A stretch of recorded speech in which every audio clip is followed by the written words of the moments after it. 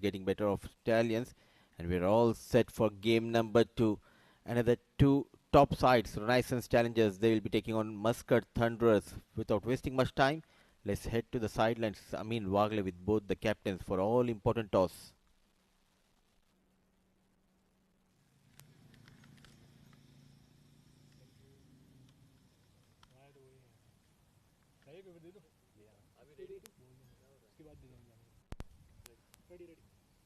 Oman D20 powered by Fancode, and we are on game number 2. The two captains alongside me, home team captain Muscat Thunderers is of course Jatinder Singh.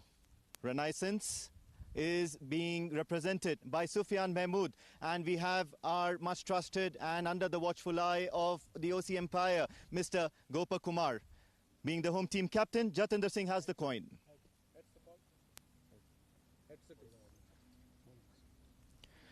Good start to the tournament, game number 2, but your first game tonight, winning the toss. What would you like to do? We would like to bowl first. Okay, any particular reasons? What's your take on the pitch, and what's your take on the fresh new season that's coming up? I don't think the pitch will change much, but obviously, as a repetition, we know they are good at chasing. So probably if we can restrict them under something like 120, 130, and it could be a good chase, good score to chase actually. Okay, what about your team? What does it look like, and how does it match the plan that you are going to be executing right now? We have a couple of new boys. Probably you'll see when we start. We have, because they're like half of the team is coming in new, as we know, because it's a new season. We have hired some new players from outside, but overall the majority of the combination is similar to the previous edition. Okay, anybody to watch out for specifically? I think all of them. All right. Thank you. All the best. Jatinder, happy with what you've got right now? Yes, I was looking to bat first because I feel wicket is playing little slower, so we were looking to bat first. Okay. What do you what do you think about the wicket, and what do you think about the new season? How it's going to work out like? Yeah, we have got a couple of new guys into our side. So our side is a blend of experience and youth. So we're looking forward to it, and the boys are really charged up. Okay. What about your side? How is it that shaping up with any new faces? Anything to look forward to? Yeah, there are three guys in the side. So fortunately, we are making 2 guys to play today. So we are looking up to them and see how they perform. I can't let you go without asking this question. How do you see this tournament as a build-up to the Asia Cup? Well, I think it's a very good tournament before the Asia Cup, so everybody can get into the zone, and we have had a off for quite some time, so it is an ideal preparation camp for our main event. All right, all the best for the game, all the best for the tournament as well. Right then, we've got the news from the centre that the Renaissance have won the toss and they've elected to bowl first.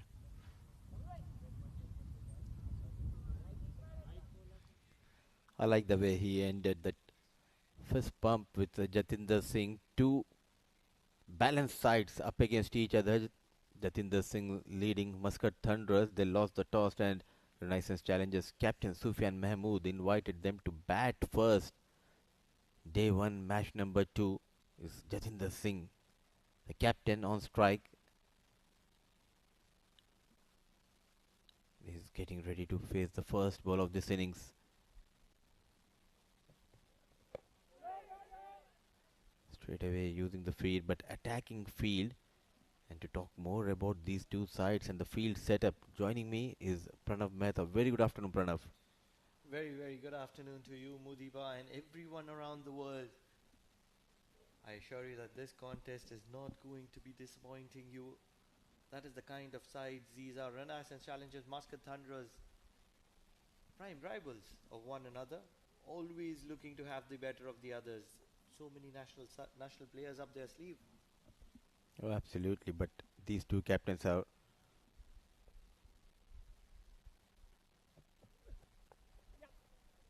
so off the mark with the gentle push towards that mid-off region. In fact, they do have a rivalry on field, but off field they share a healthy relationship. If you talk about Jatinder Singh and Sufyan Mahmood, and I enjoyed every bit of those reels. Asia Cup around the corner, and these two giving some statements, and they look quite confident. They want to win, especially against India and Pakistan. Yes, Oman versus UAE, definitely they'll be looking to get a win against UAE. But if they can get a win against Pakistan or India, that will be a huge boost. Absolutely. At the end of the day, it's a sport. The amount of unpredictability that is around Pakistan. The last time I was having a conversation with Jatinder, he always said that you never know if we can have a good day against one of these sides in the shorter format, you never know. It is an unpredictable nature of that shorter format that you just need to have one good phase and you are on top of that game. And especially with Pakistan. What a shot. Aman Khan, we have heard a lot about him. He's the new recruit for Muscat Thunderers.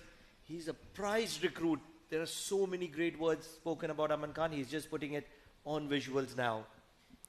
Quite new faces, and Rafi, the left arm fast bowler, providing some width to Aman. And look at that brilliant shot. It was a bit fuller and goes over that extra cover region, showing his class. That front foot coming out and just waited for the delivery. Brilliant, brilliant hit off the mark in style. Much better. Mohammad Rafi pulling his length back, keeping it a little tighter. It's a world of social media, isn't it, Mudiba? If you're not on social media, you don't exist in this world. Such is the theory. Especially for the sportsman, I believe. Is there a room for commentator as well? There's one commentator who is very, very popular on the social media, and that's Mikhail Waswani. Always alive, always available. A visible progress, a hard-working and a humble person. And I'm sure we always will love Mikhail to have in the com box, and that banter with him, and it's always good to have Mikhail. It's a learning process for all of us. Absolutely, one of our seniors in the com box. He's doing well around the world. That's the end of the first over. 6 runs and a good start for Muscat Thunderers here.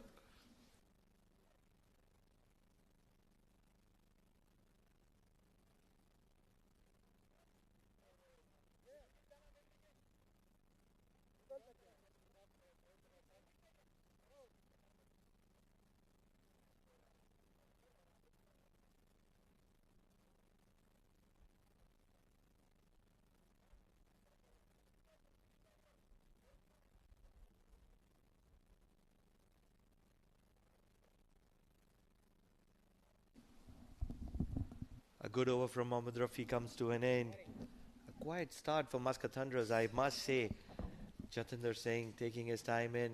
Aman Khan played that wonderful, lusty, over the covers drive to Rafi, showing his arrival to Oman. So much has been spoken about Aman Khan. I believe he's a wicket-keeper batsman, and he's spoken about a lot in this domestic circuit with his arrival. In comes Ibra. He's been brought in from the lower divisions. Bowls big in-swingers. Immediately, that big in-swinger comes into account. Aman Khan is going to be walking back as he castles the stump of Aman Khan. Came in from a lower division, but straight away making an impact at higher level. What a start for Ibra. Right on the money. Gentle medium pace. Jogged him. What a delivery. Rattled the middle stump. Aman Khan stay at the wicket. Comes to an end with that beautiful Yorker. Wicket number 1 goes down for Muscat Thunderers. It's Ibra who has done the damage. Aman Khan, a slow walk towards the hut, managing run a ball 4.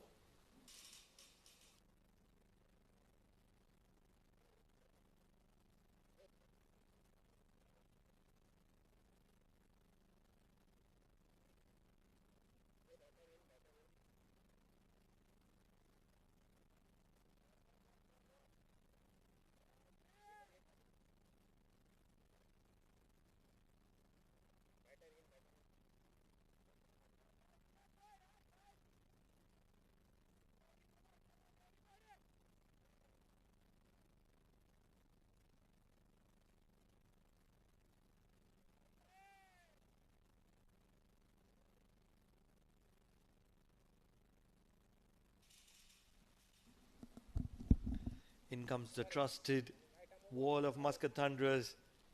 He's been around for a very, very long time. Ashish Odedra, known for his technique, capability, capacity, patience. And he's one of those prized possessions of Muscat Thunderers. They believe a lot in him. Very technically correct. Two experienced batters out there in the middle, but what a start. Dream start for Ibra. A new entry. Side of Renaissance challengers. He's one of those big in-swing bowlers. That's exactly what you get with Ibra. An inside edge. There is protection in the deep in terms of Rafi. And they're pushing for the second. Will get it. Despite that direct hit. Very quick between the wickets is Jatinder Singh. He's been making those tremors at the lower divisions for a while. Ibra, he played his peak level cricket in Pakistan a few years ago. He's been around the A or the intermediate division for the past few years. One of the players of the tournament in the last 2 or 3 years. And now here he is at the top level. And what a start for him, Ibra. A green top, and this wicket suits Ibra the way he bowls, specially not expressed with the pace, but we can see that swing in the air, that late swing. That is where he can trouble the batters. Early exit for the new entry, Aman. He started off really well, getting a boundary, but after that, a brilliant Yorker from Ibra. And Modiba, you're going to like what you're going to hear. Ibra might have the new ball in hand, but he's a batting all-rounder. So if you get to see what you see right now, look at the amount of potential that this lad has. He's a very good batsman. Very technically correct. Plays the long innings, especially in the longer format. He's very impressive. And he's just an add-on with the ball in hand. I'm just trying to imagine with the older ball, he'll be more lethal, because with the shine on the ball, he's able to bowl that Yorker, the very first delivery, dart in right on the money. And with the older ball, it will be really tough, especially in the death overs, for the batters to take on Ibra.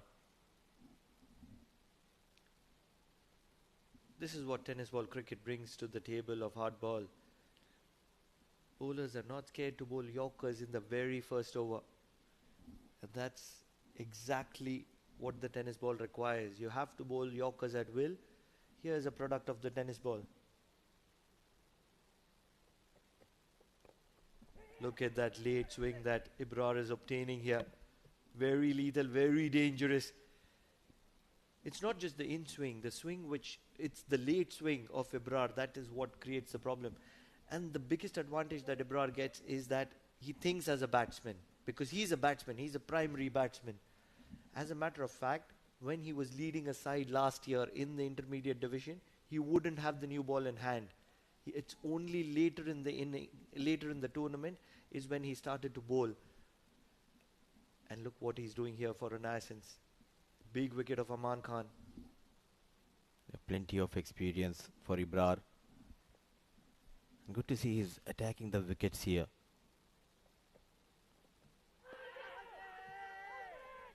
If you have a play and miss against the likes of Jatinder Singh, you're a quality. And that's the definition of quality here in Oman.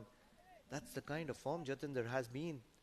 Hundreds, 150, 200s. It's just a daily act.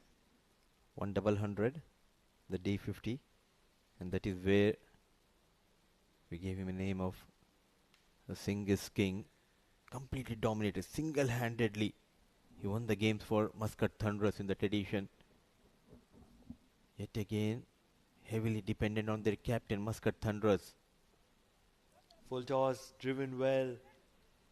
But just to the hands of mid-off. At the moment, Ibra is having a dream start to himself. And Jatinder Singh is looking to force the measures. Prag, you have played a lot of cricket. Especially, how do you manage to play someone like Ibra, especially with the new ball, when there is a hint of movement and swing is available? Just take a step outside, the off stump, sweep him. If the ball impacts the pad, it's outside the line of off stump. And then this is exactly what Jatinder is doing right now, playing mind games with Ibra. And then Ibra has to do something different. He does have that quick delivery. And once he starts bowling quick, then you can start dominating him. But first, you have to get him off plan A. I completely agree, and that is the reason he forced Ibra to change his line and length, and in the process, a wide has been called here. Taking his own time, Jatinder.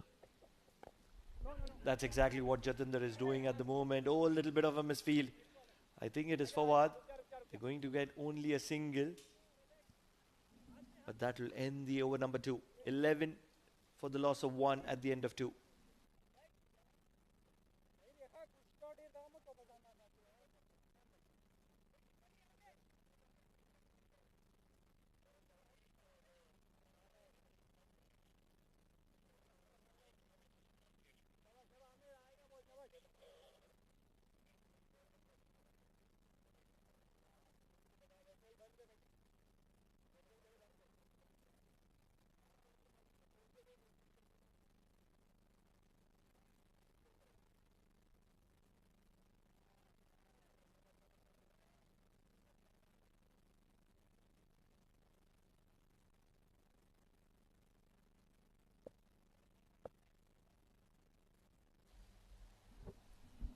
Rafi is going to be continuing from the Oman tail end.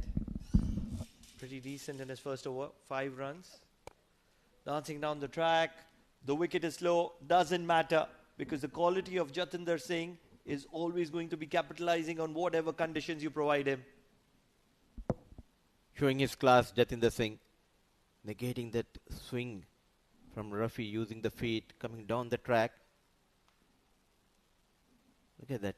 Always in control. He knows exactly where the fielders are positioned. Keeping it away from that cover fielder and finds the gap. Good looking shot. The first boundary for Jatinder Singh. Slowly score moves for Muscat Thunderers. What a delivery. What a brilliant delivery. If you're making Jatinder Singh answer a tough question, you've done well for yourself. Rafi, not one of those express bowlers. And that's the fact for both the sides. Neither Rafi, neither Ibra, just gentle medium pace.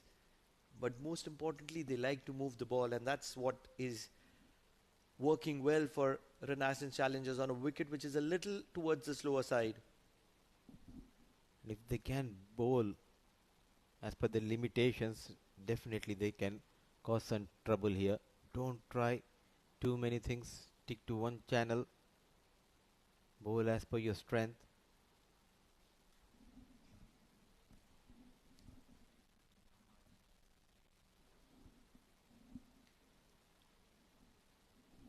They have a good side here, Renaissance Challengers, and they're up against Muscat Thunderers. 2 good additions, in my opinion, for Muscat Thunderers. We've seen Aman Khan. He got a gem of a delivery from Ibra, and he's back to the dugout. Talking about the other, it is Anurag Singh. We haven't heard a lot about him. He's a left-arm spinner in my understanding, and he bats right-handed. And from the initial visuals of the lad, he looks like a good potential, big investment from Muscat Thunderers. Apart from that, it's the usual contenders that we've been seeing for years. And when we are talking about Renaissance Challengers, obviously there is Asif Khan Pathan, there is Hamad Ifraq, Amanullah Rafiqi, Hamad Mirza, names which you have often heard. And then there is Mohammad Rafi, the left-arm pacer. He's a new addition. Ibrar Hussain, we have had visuals of him as well from the other end. Pretty decent. And then there is Syed Amir Shah. He's the left-arm spinner, featured for Muscat Thunderers last year. Dancing down the track once again. Wonderful drive through the covers. Getting to the pitch of the ball was the key. And Jatinder Singh is playing some mind games here with renaissance challengers and Mohammad Rafi. And good to see he's not trying to go aerial. Using the feet yet again. And piercing the gap towards that offside region. Trying to bowl that cutter. The problem has been bowling towards that fifth stump. Instead of that, he could have targeted that off stump and middle stump. He could have been in trouble, Jatinder, using his feet now and then. This is much better. This is much better delivery. That is where you need to bowl against Jatinder Singh. Good comeback after conceding a boundary. But plenty of runs from that second over of Rafi. 3 overs done, 21 for the loss of 1.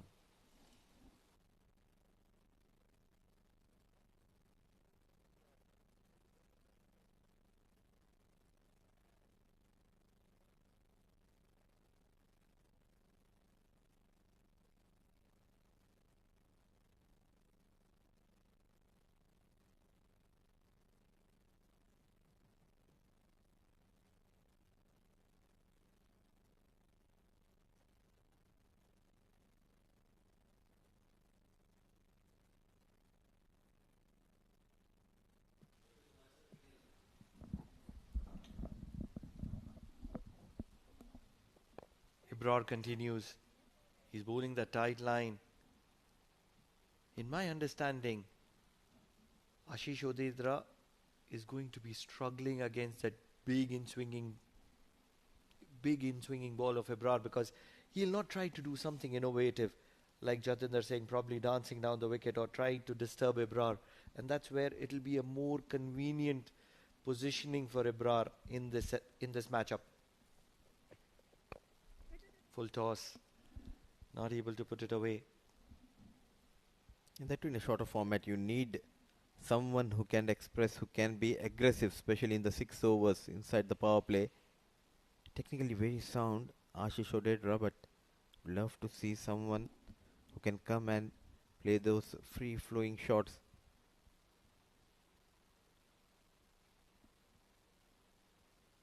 In this format, what I would love to see is batters lining up medium pace bowlers. Yes, if they are quick and you're looking to hold up to the ball coming to you, yes. But if there is gentle medium pace like that of Ibra or probably the left arm medium of Rafi, you can line them up, you can probably predetermine and sweep them or play them across the line, especially on a wicket which is a little on the slower side. And that's where they will start panicking very quick, because they aren't as quick as probably a Bilal Khan or probably one of those quick pacers that we are talking about. Once again, trying to target the block hole of Ashish Odedra. Rotates the strike, and that's something that Ashish Odedra does well. And that too on the green top wicket. Who needs that fast express bowlers? All you need is a gentle medium pace bowlers who can just move the ball a little bit from the surface. And they're asking some serious questions. On top of that, I like the field setup given by Sufyan Mahmood. The fielders just walking in from the 30-yard circle, not standing on the edge of 30-yard, stopping those singles, those suffocating line and length from Ibra, making life difficult. That is exactly what I was talking about. Almost feels as if a earpiece is in the ears of Jatinder Singh. He hears me, because he does realize that a shot like this will immediately change the equation in favor of Muscat Thunderers, because then Ibra will stop swinging it, because the slower he releases it, the more the swing. And that's where once he starts hitting it hard, the game will be in favor of Muscat Thunderers. I'm not sure if he had heard you. If so, then tell him how to execute that shot. It's just that occasion where he's missed it. If he goes once again, he'll connect it for sure.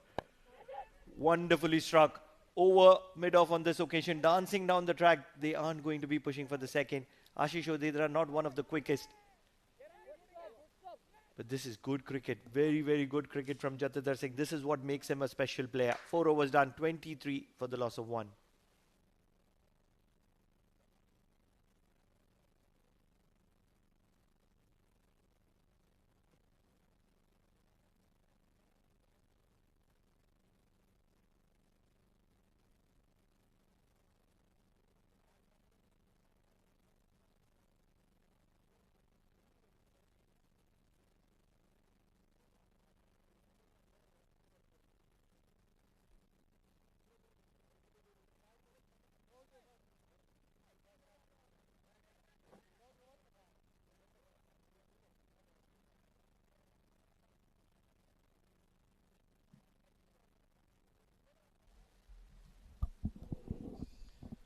Now here's a contest that is going to be a delight for the visuals. Amir Shah, a player who represented Muscat Thunderers, but Muscat Thunderers didn't hold on to him. And now he's here against Muscat Thunderers, playing for Renaissance Challengers. And he has the ball in hand. In the air, just over mid-off. Jatinder Singh is never going to be holding on to a contest. He's let Amir Shah go, being a captain, and he wants to prove a point here. The bottom-handed player Jatinder Singh. His third time he had got a boundary towards that offside region. Yet again making a room. Not a proper connection, but somehow he manages to keep it away from the reach of fielder. And a good start to the over. They need one big over. Once again, falling just short of the fielder. This is poor effort at mid-off. Had to be putting in a better effort. Rafi will be disappointed. Sufyan will be even more disappointed. Because that was the catching opportunity of Jatinder Singh. The Jatinder Singh. He's a brand in his own. You need to put that extra effort to get someone like Jatinder Singh. Brilliant comeback. After going for a boundary on the very first delivery, 2 back-to-back dot balls. A lot depends on this pair for Muscat Thunderers, Pranav. And most importantly, the way Jatinder Singh reads the game. The very first delivery from Amir Shah, he's happy to be charging down the wicket, understanding that Amir Shah doesn't turn the ball a mile. He's one of those bowlers similar to Shakil. Fires it in. Once again, firing it in. That's his strength. That's what he does. Likes to bowl it really quickly and get out of action. Attacking field. A good move by Sufyan Mahmood. 3 back-to-back dot deliveries here. Flicked on the leg for a single to deep square leg. This is well done from Amir Shah. Does realize that he's bowled 4 good deliveries so far. Kept Jatinder quiet for majority part of them. And it's a good deal to get Jatinder off strike and let Ashish face him for the last delivery. Because Ashish is not going to do something adventurous very easily. And that's a good way to wind the over up. Just like that. So just 5 runs from that over of Amir Shah. 5 overs done, 28 for the loss of 1.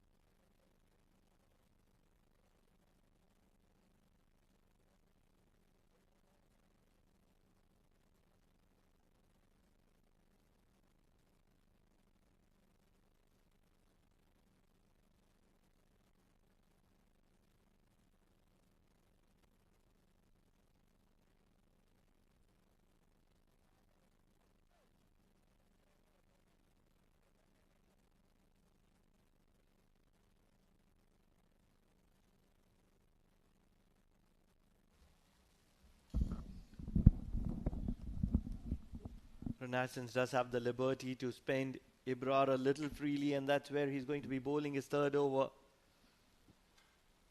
They have a lot of options up their sleeve. Dancing down the track, over point.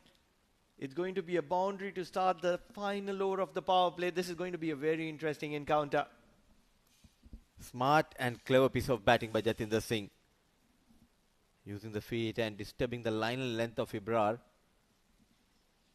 Straight away putting pressure on Ibra. The very first ball getting a boundary. 32 on board. They have lost 1 wicket.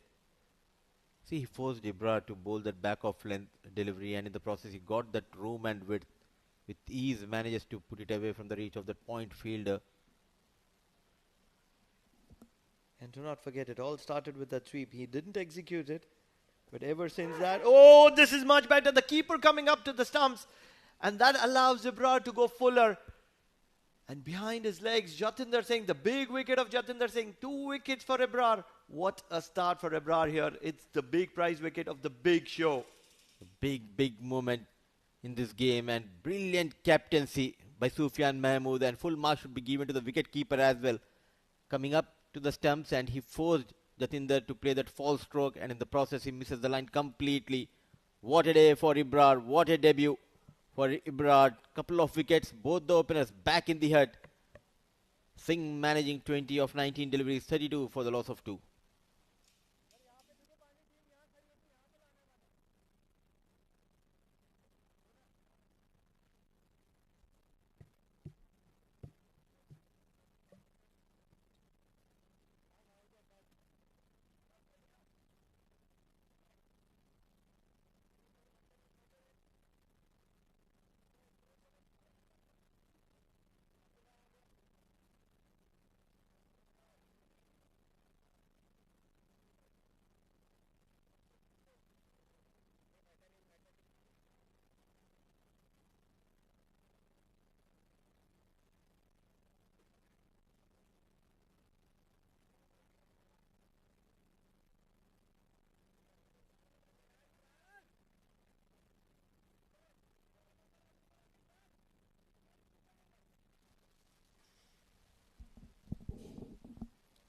Hashir Dafedar walks in at the fall of captain Jatinder Singh. The plan was laid by Sufyan Mahmood and well executed by Ibrar. Knocking that middle and leg stump of Jatinder Singh. Got 4 boundaries, made 19. Jatinder, but this boy, he is having a wonderful game. You can see the hunger in his eyes to perform for his team. Got an opportunity at a higher level. Excellent piece of bowling. New man in, and straight away you can see the wicket keeper going back. Probably it was a brain fade movement for Jatinder Singh, because every time that he cut him over point, the very next delivery for somebody at this level who is a new entrant was always going to be bowling it full. And you never try to sweep a full ball. What do you think of it? Do I make sense?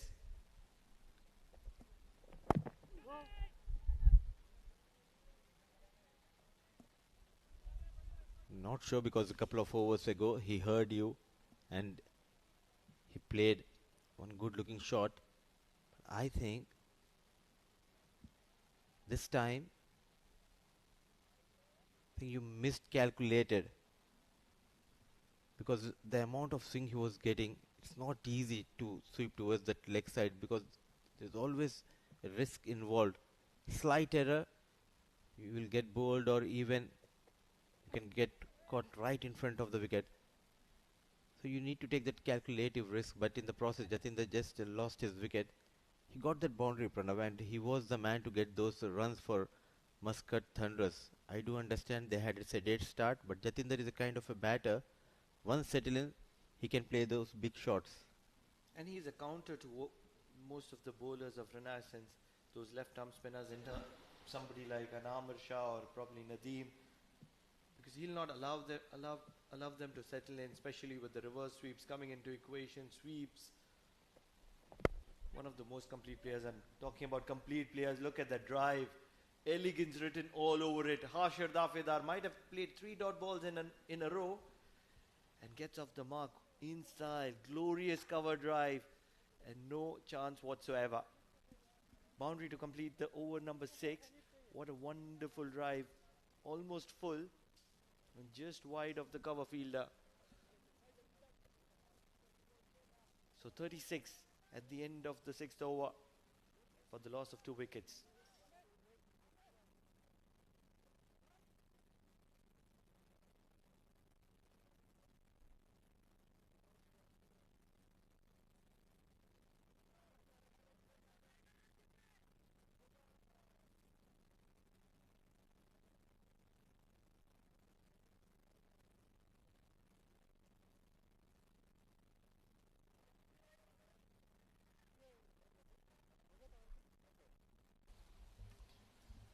The ideal time for Amir Shah to continue from the Oman tail end.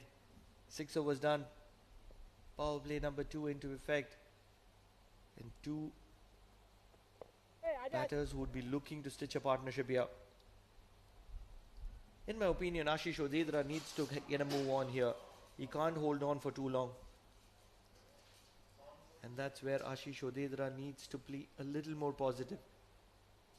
Amir Shah understands that Ashish doesn't paddle and fine leg comes to short mid wicket to restrict another single.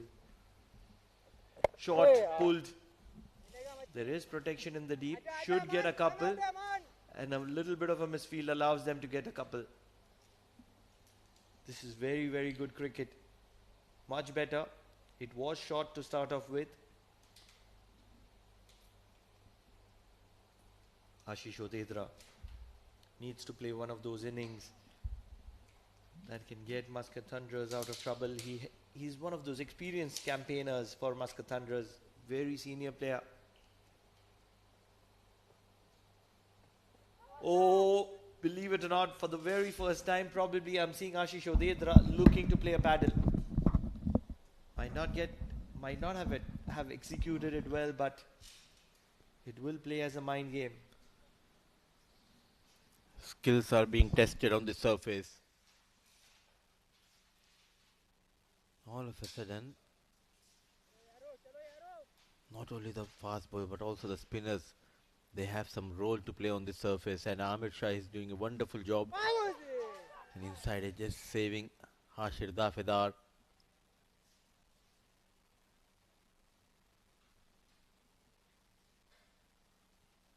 Be interesting to know what's the idea behind making such wickets for this tournament. It's always good to have the chat with the head curator Anup, because somehow I feel especially this surface resembles Dubai Cricket Stadium wicket, because on this surface also we'll see a lush green surface, and top of that there is slowness on the surface as well, where the ball just stops and come onto the blade. That is the reason we always see 160, 170 kind of scores in Dubai Stadium. We'll come back to this conversation in the next over. 7 overs done, 39 for the loss of 2.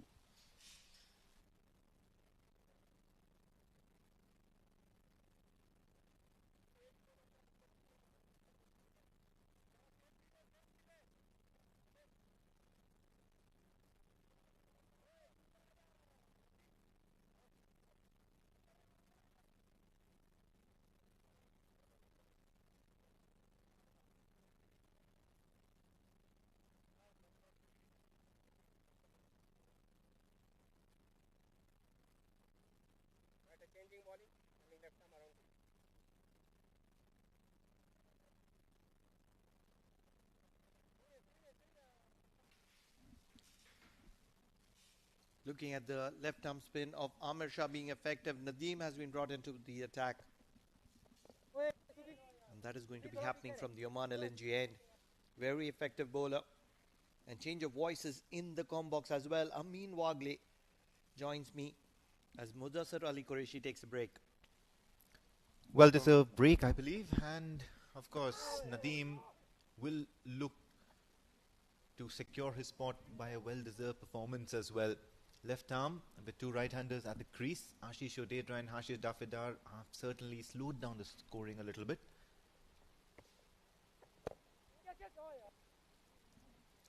Every time that they see Nadim and Amir Shah doing well, it will be rubbing a salt on wound of Royal Oman Stallions for not bowling their left arm spinner. It might have been to the left-handed batters, but you never know unless you try it. Cut well, straight to backward point. He seems to be getting through his overs very quickly, Nadim. He's got a very short run up, comes in from very close to the stumps, looks to bowl wicket to wicket, and I think that is an effective ploy on this sort of a surface. Yes, you did hear the captain, Jatinder Singh, mentioning that the surface was a tad bit slow. And let's not forget that all these players would be a little rusty as well. They're coming after a long break. And that's where it's the first tournament of the season. Yes, they might have done a little bit of practice, but game time is game time. 8 overs done, 40 for the loss of 2 as Nadim completes a 1-run over.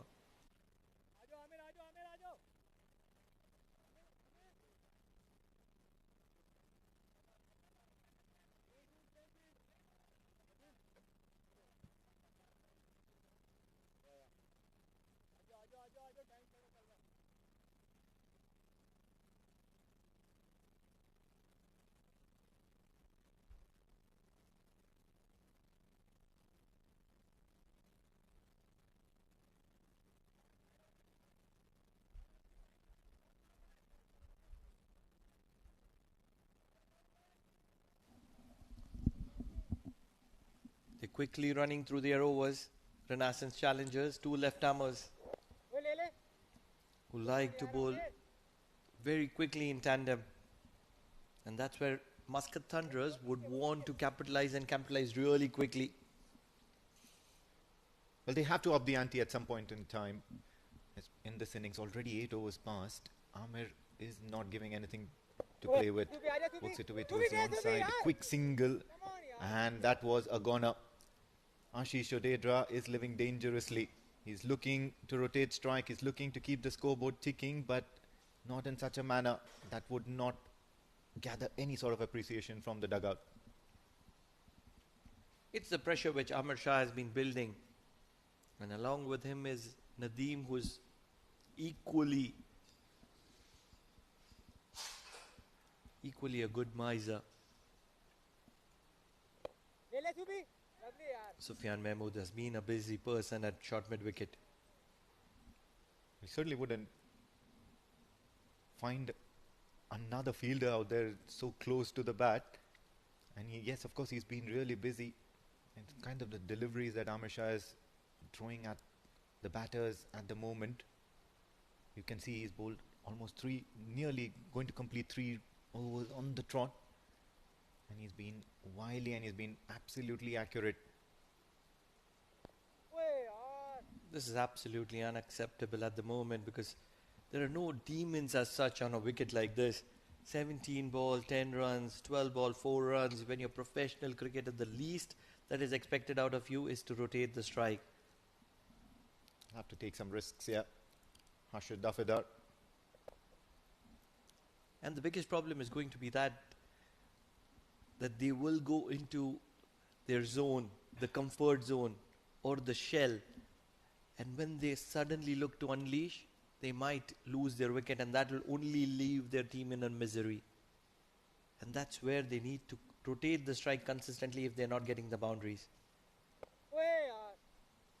Driven to long on and it'll only be a single.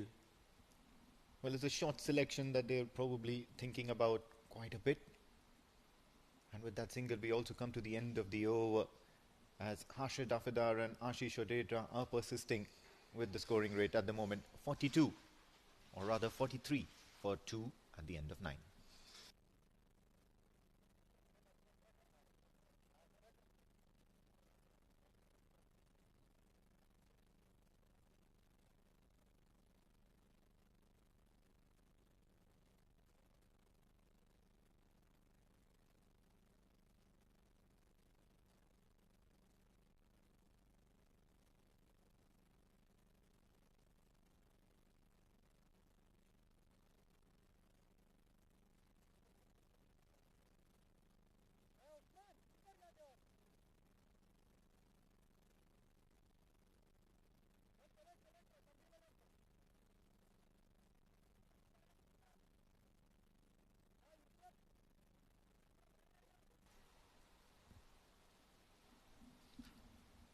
Almost feels as if Ashish Odedra has got the mongoose out of the bag. He's got a bad change. Will that change the tide of the game? It's only time that's going to be defining that. And it's important they do that because one of these two batters has to take the onus on themselves to score a bit more freely, to up the ante. Harshad Dafidar goes for the sweep. No, says the umpire, and he's begging. Nadim is begging for it. Let's have a look at the closeness of what Nadim is looking at. We might want to have a look at the replay. Umpire signaling that this could have been impacted outside the stumps or the line of stumps. Certainly the first visuals were as if the ball impacted outside the off stump. And that's where leg by signal by umpire A.K. Mujahid.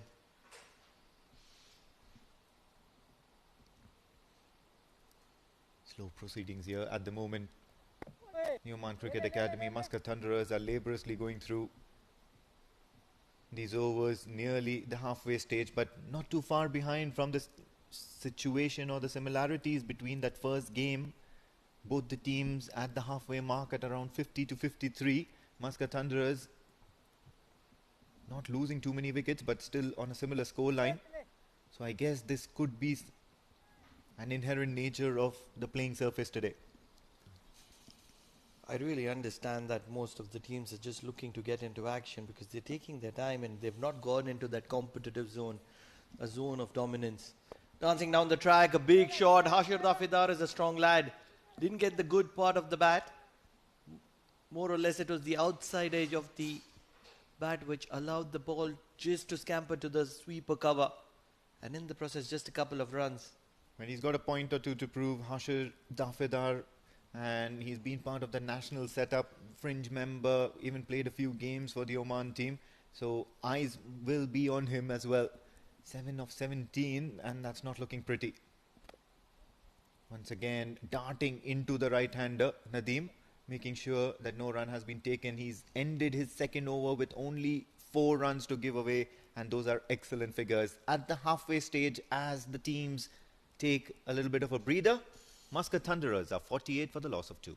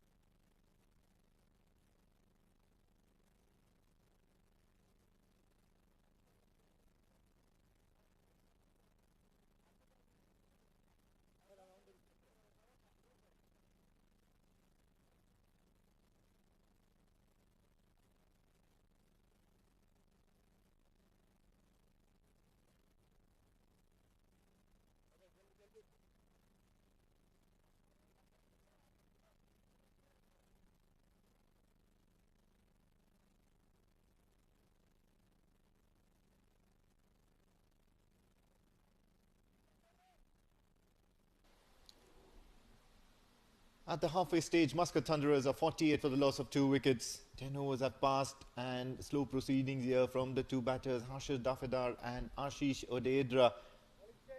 Both ends. The slower bowlers have managed to tie down the Muscat Thunderers batters. At one point in time, you could see some few attacking shots by the Muscat Thunderers batters, particularly Jatinder Singh. Out of the 48, I believe 20 odd runs have been contributed or have come from the bat of Jatinder Singh.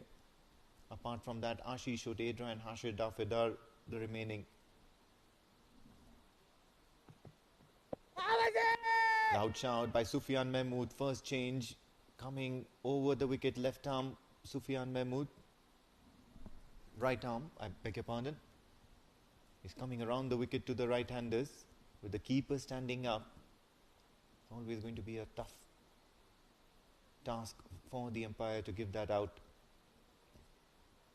It's the angle that creates the advantage for the right-hander, because on most occasions it will be pitching outside the leg stump. Big heave, cross the line, only a single. Things not working for Muscat Thunderers, I mean here. Yeah, well, they've found the going getting a little bit tough, a little difficult here to play attacking shots. Right now with Sufyan Mahmood, he has the tendency to go for a lot of runs, but at the same time, he also has a very, very important role to play here in this side. He's also a wicket taker by all means of it. Does the same thing for the Oman team as well and finds himself amongst the wickets, makes those important breakthroughs. Full delivery, takes the outside edge, past that fielder in gully. It's going to be a boundary, a welcome boundary for Muscat Thunderers, and off the bat of Harshad Dafedar. That'll put a big, big smile on the face of Harshad. He was never looking to accumulate a boundary here. But a little bit of luck, a little bit of outside edge just past the wicketkeeper. And the diving shot third. And accumulates 4 runs. Makes his strike rate a little better, but still in a misery. 11 runs of 19 deliveries. He needs to get going here with just under 10 overs left in this game. With the nature of deliveries or the nature of bowling options that Sufyan Mahmood offers here, there's a very small margin of error. Full this time again outside the off stump, but there is protection out there. Nadim, one of the better fielders. This is exactly the same shot that he was looking to attempt the previous delivery. Gets the result that he deserved. That's a dot ball.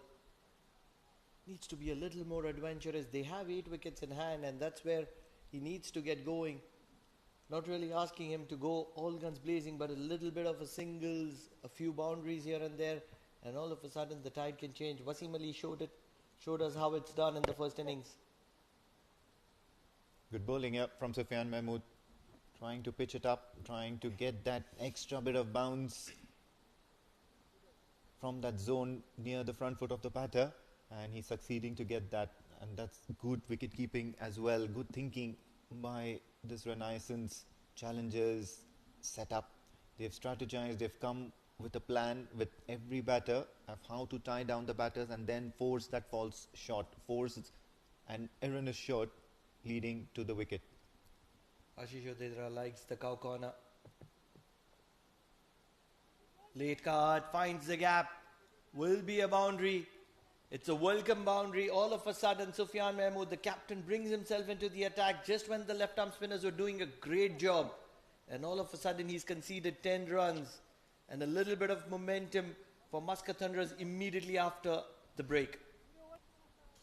58 for 11, Muscat Thunderers, and some welcome runs in that previous one.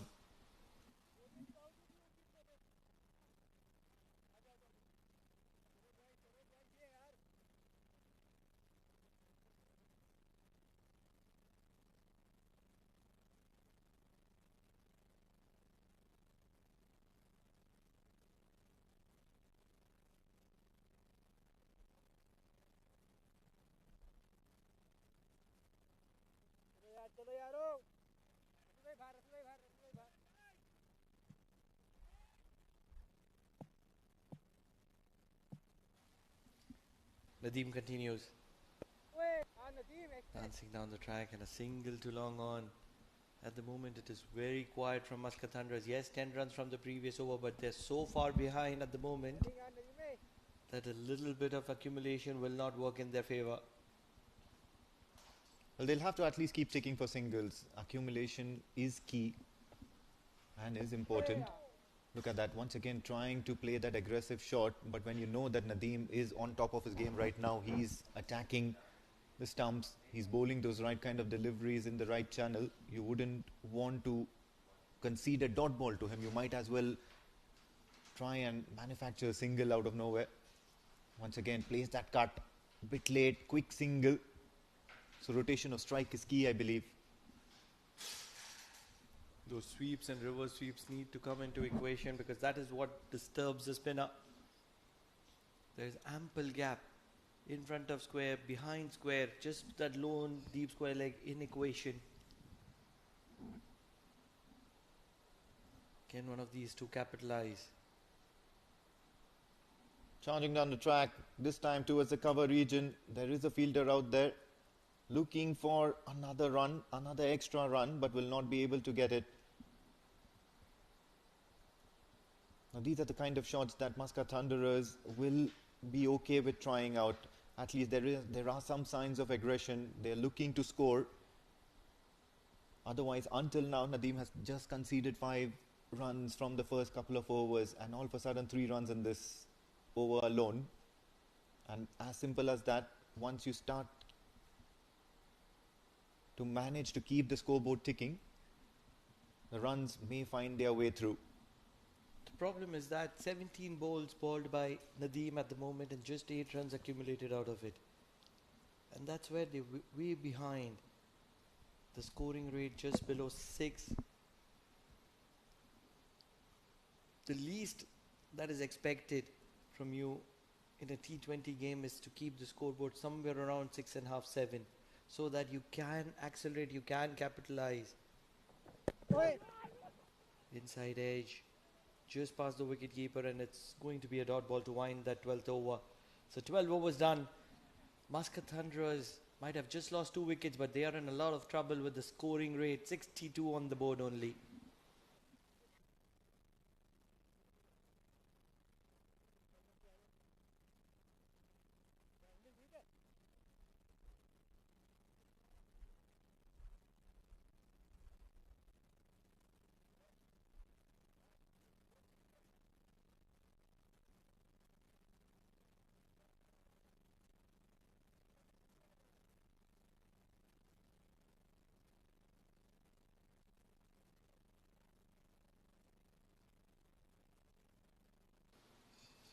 Sufyan Mahmood will continue, backing himself for another over and still persisting with the gully and the backward point. So he'll have to be absolutely spot on with his line and length, looking to attack the stumps, looking for that extra bit of bounce. Full delivery, thumps it towards the onside. Not getting enough bat on it though. It's only a single. Ashish Odedra has looked the better of the 2 batters out there for the Muscat Thunderers in the middle.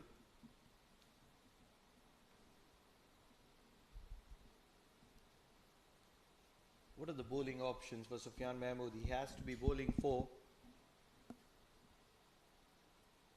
They're counting on 4 overs from Mohammad Rafi. Another 4 from Ibra, that's 8. 4 each from Amir Shah. And the left arm spin of Nadim.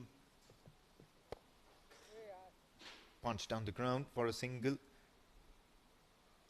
And now finally Muscat Thunderers getting into the flow of runs. A single here, a single there. And slowly you'll see that the total runs amassed are looking in a better shape. Once the scoring rate starts moving, you start looking for the next step, you start looking for the next level in your innings, and that's to play the aggressive role.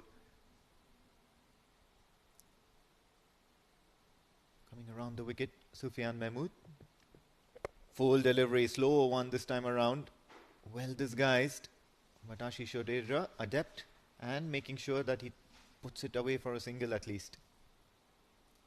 So, I mean, coming to the main question, how much do you think is good on a wicket like this, which is a little on the slower side? And I only say a little. Well, I'd still back the batters to amass at least over 130 runs plus, and that would give the bowlers some sort of confidence, thinking that yes, of course, we've got a few runs that we can defend. Full delivery once again. He's still very, very quick between the wickets. Ashish Odedra and Hashir Dafedar realizing the opportunity that Rafi is not the quickest in order to field that particular shot, and Sufyan Mahmood will be livid, immediately signalling him to change his position, get a better fielder in that position. Rafi comes inside the circle to covers, and Nadim moves to the boundary at long off.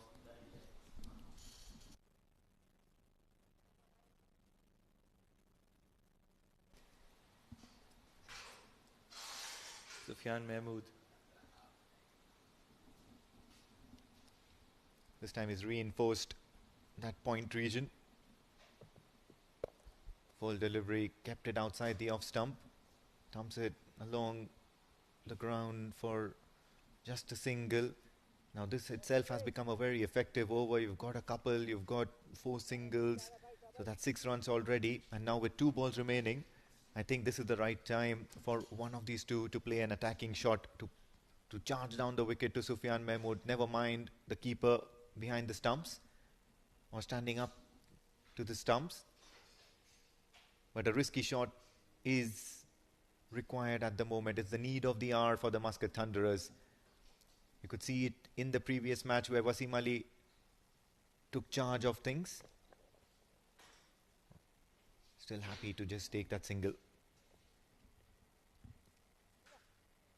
So 13 overs done. 69 on the board for the loss of 2. Just 7 overs to play. And Muscat Thunderers need to get going here.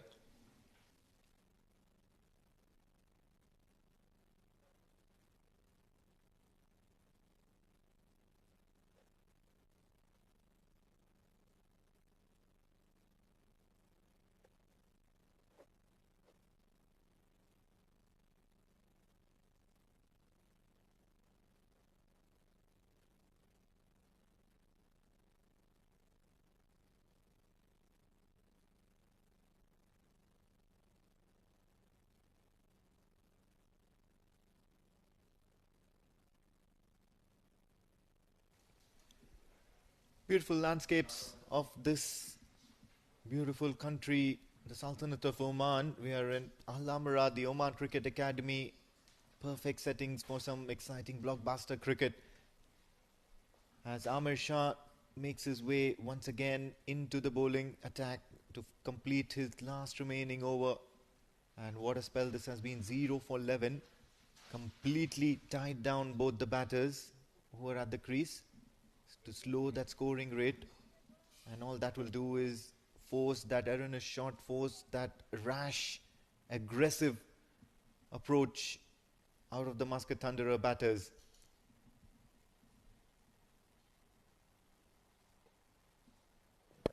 Full delivery, trying to get that one into the right-handed batter. Joining me in the comm box is a similar personality to Amir Shah. Mudassir, are you miserly and wily like Amir Shah? Should I take that as a compliment? Well, Not sure about the bowling skills, but looking at his physique, definitely some similarity. well, he certainly seems to be a fit young lad. And Moody Bhai, do you bowl left arm spin? Right arm Hardly spin? bowl. Hardly bowl, okay, fine. So I guess that's an opening batter's response then. Regardless, you would still make there's some confusion out there in the middle, and once again you see whatever good that they did in Nadim's over, the over before Sufyan Mahmood's over, they're not able to replicate that because Amir Shah is much quicker through the air. He's trying to dart the ball into the right-handed batters and making life difficult, and that shows in his figures. He's nearly completing his 4-over spell for only 11, and that's miserly to say the least. On top of that, he's not greedy to take those wickets, containing. Ah, thick outside edge, going past the wicket keeper. Just couple of runs. This is what Amin was talking about. He's not providing that pace, slow in the air, asking the batters to go after him. And what he's done well is he's experimented with the line as well, along with the length. It's not a monotonous sort of a delivery that he's providing. He's not afraid to toss it up. He's not afraid to keep it away from the batters. Once again, thumps it towards the offside. Protection is out there. So there's good, decent captaincy by Sufyan Mahmood as well, providing the fielders at the right spots, allowing the batters to, or rather encouraging the batters to take some risks along the way. Absolutely. On top of that, understanding the game situation quite well is Amir Shah into his final over and the last delivery. Bowled quite well, very economical, wicketless, but he did a pretty good job. Completes his quota for going for 15. Still looking for that impetus. Muscat Thunderers 73 for the loss of 2, 14 gone.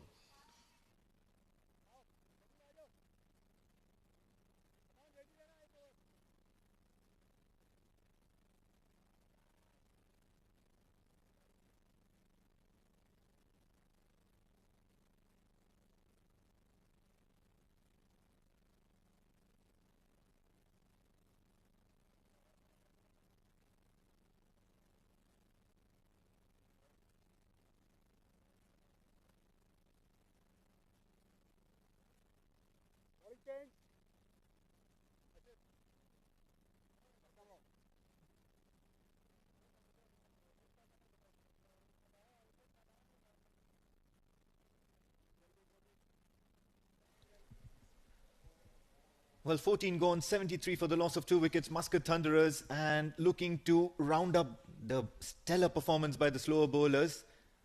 The last over was Amir Shah, and now it's Nadim who will be bowling his last over, his 4th over. He's just gone for 8 in his first 3. Thumps it down. It's only going to be a single, and what's really impressive is from the first 3, nearly 6 runs came off that 3rd over of Nadim. That means he's been absolutely spot on all throughout this bowling innings of his. Charging down the track, not able to get underneath the ball.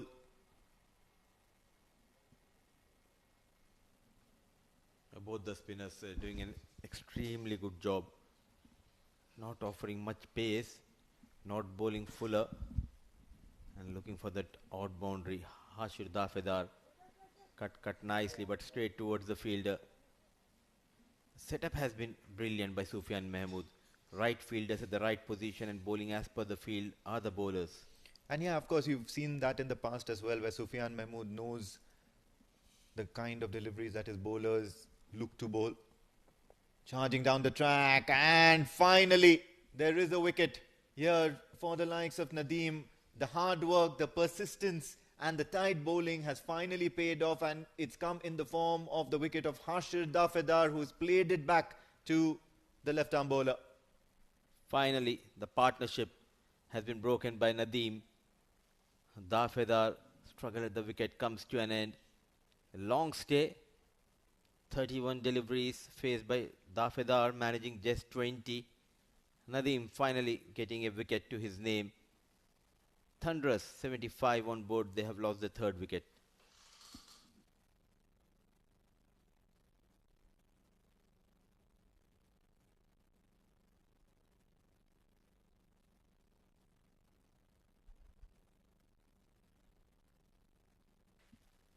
Using the feet and ball just stopping and coming on the blade. Excellent catch taken. It's not easy, especially when the batsman charging down the track. All eyes wide open. The struggle continues for Thunderers in this game.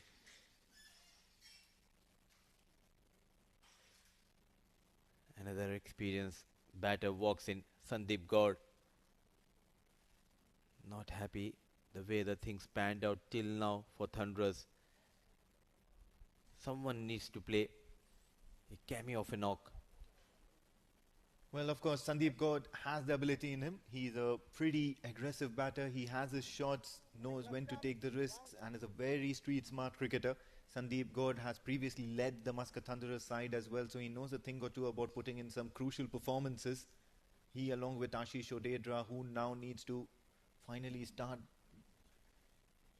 to get along or to up the ante a bit. He's been there for nearly 34 balls.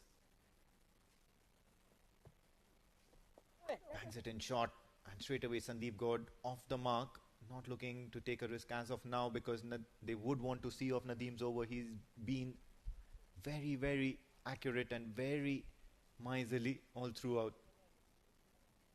Straight away off the mark, but the problem for Thunderers has been never tried to play that aggressive kind of cricket in the first innings. Happy by rotating the strike. They need to find those boundaries. Shot once again, Ashish Odedra decides to go for the safer option, looking to see off Nadim's excellent spell of 4. 15 gone, 77 for the loss of 3 wickets.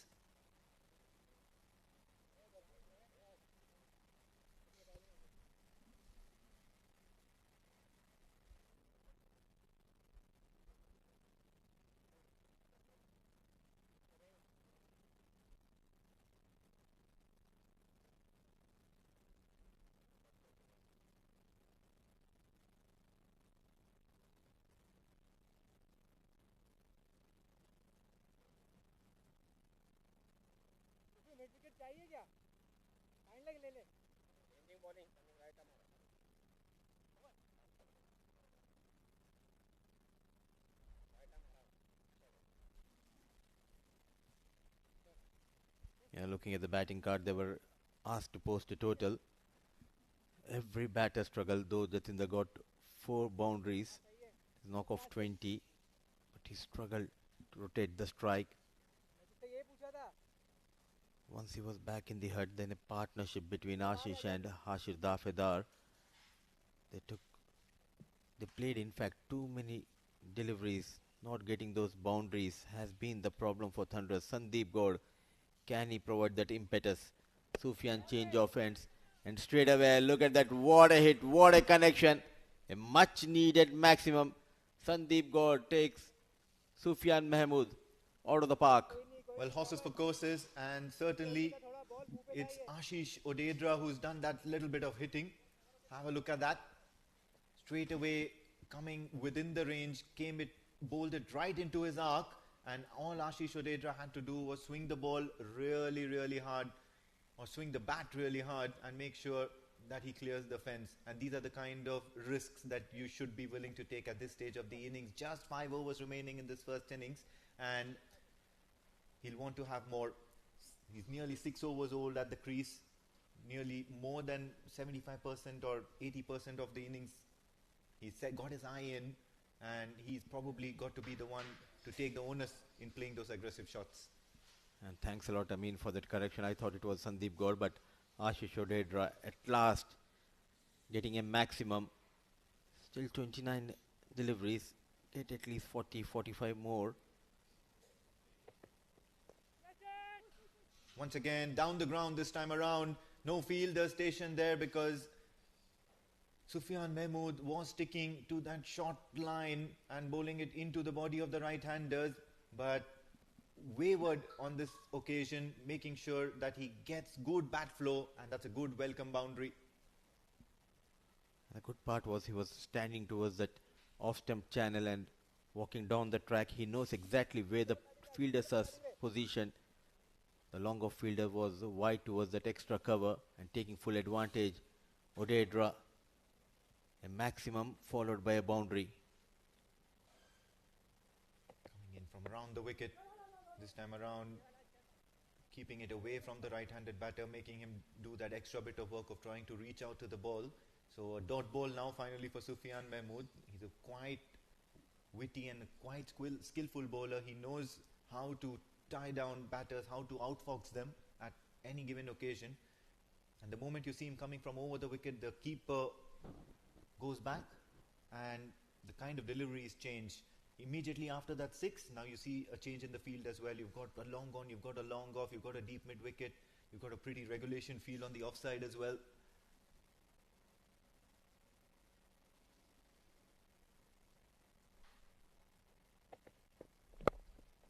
Another change of pace. The thinking fast bowler Sufyan Mahmood, and when we talk about the comebacks of the players for Oman national side, he's one of them. He worked really hard, travelled a lot with national side, got few opportunities, but now he's a regular with the national side and a match winner, especially with his bowling.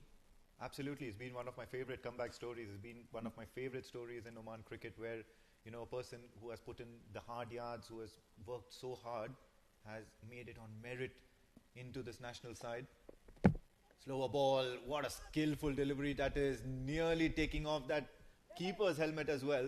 But then, somehow or the other, it's a couple of runs for Sandeep Goud. Sufyan Mahmood is not going to be happy with that. He certainly deserved a better result. They were surprised. It was a fuller delivery, and all of a sudden, getting that bounce, the ball just carried over the wicketkeeper. It was a tough ask for the wicketkeeper, but good job done by Hamad Mirza, certainly saving few runs. So good over in progress for Thunderers. Got 13 runs, one more legal delivery left. A bit expensive, Sufyan. Keeping it away from the right-hander, this time showing the face of the bat, but the fielder inside the circle, Rafi, this time will not make any mistake. It's only a single, and they wouldn't mind that because right now the challengers are looking for wickets and the Muscat Thunderers are looking for some fireworks. 16 overs gone, 91 for the loss of 3.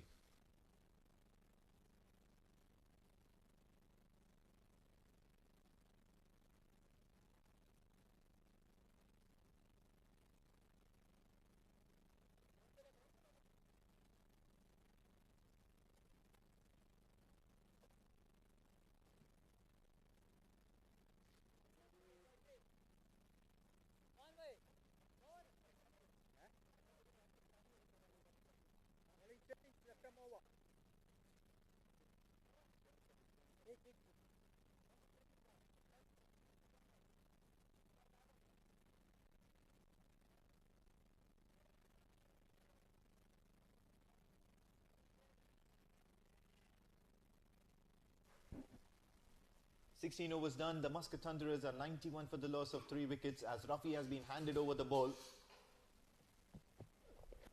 What a delivery that is. In the line of stumps and managed by Sandeep Goud very well as also. So a couple of runs, or rather just a single to the name of Sandeep Goud, and all eyes on Sandeep Goud in order to, you know, just manage to up the ante, score some big runs here. You saw Ashish Odedra in the previous over taking that risk, and one makes you wonder, is it going to be the same template in this over as well? Overall, the boundaries of 67 meters, so playing with the field, Sandeep Goud. Poor delivery from Rafi. He knows that behind point or behind square, there's very little fielder, very little protection, and deftly guided in between the gap, Sandeep Goud makes sure that he gets a boundary to his name. The last 8 deliveries, they were able to get 19 runs. Look at that. Yet again, exploiting those gaps. Width offered, some pace offered, and not trying to hit it hard. Brilliant piece of batting by Sandeep Goud. He'll have to keep his line within those fielding limits. Much better delivery, much better comeback, slower change in pace, and try to keep it within stumps. Some more of these are expected from Rafi. He'll also look for that short ball ploy. However, any room given to the batter will be punished. There is no protection. Behind point, there's a huge gap between gully and backward point, and that can be used to their advantage. This is a big ground, so certainly, in fact, definitely, the gaps are available All you need to do is put the ball in the gap. Look at that. Poor delivery. Using the wrist chase by Sufyan Mahmood. Running hard. So 3 runs on the delivery. A good over in progress for Thunderers. 100 comes up with those 3 runs. Yeah, and they'll be happy about that, the Muscat Thunderers. That psychological advantage of reaching the 3-figure mark, especially on a wicket like this, and they will certainly back their bowlers to bowl similar sort of tight spells like the way Renaissance Challengers have provided the team with. Good running between the wickets, as many as 3 if I'm not mistaken, or rather 4. I think they've run 4. No, that's 3 runs. So good result.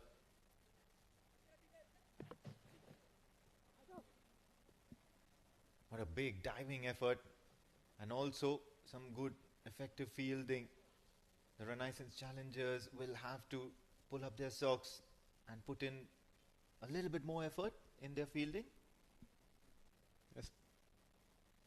Certainly, and keeping in mind, they bowled quite well till that 15th over. The previous over going for a few runs, and now yet again capitalizing in this over. Already got 10 runs.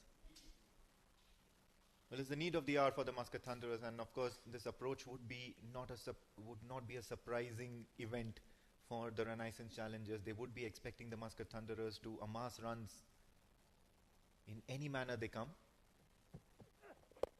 Good delivery, change of pace, it's in the air and straight into the hands of the fielder, and somehow or the other Asif Khan Pathan manages to latch on to that one. A few juggles, but all's good for the fielder on this occasion. Ashish Shodedra, after a laborious innings of 41, will finally make his way back into the pavilion. Rafi gets his first wicket. Look at that brilliant timing. The ball was travelling like a rocket towards Asif. 1, twice, but on the 3rd time he recovers well in time. And Ashish Shodedra's knock come to an end. 38. Well managed 38 on the surface of 40 balls. 102 for the loss of 4.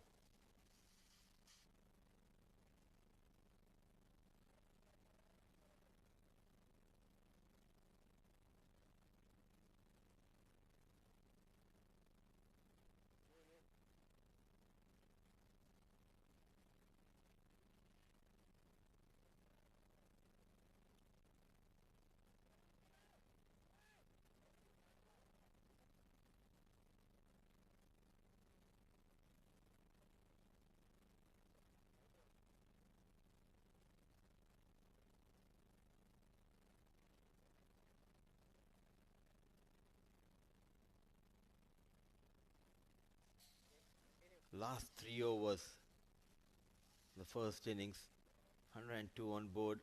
Sandeep Goud has been joined by another new face, new entry, Anurag Singh.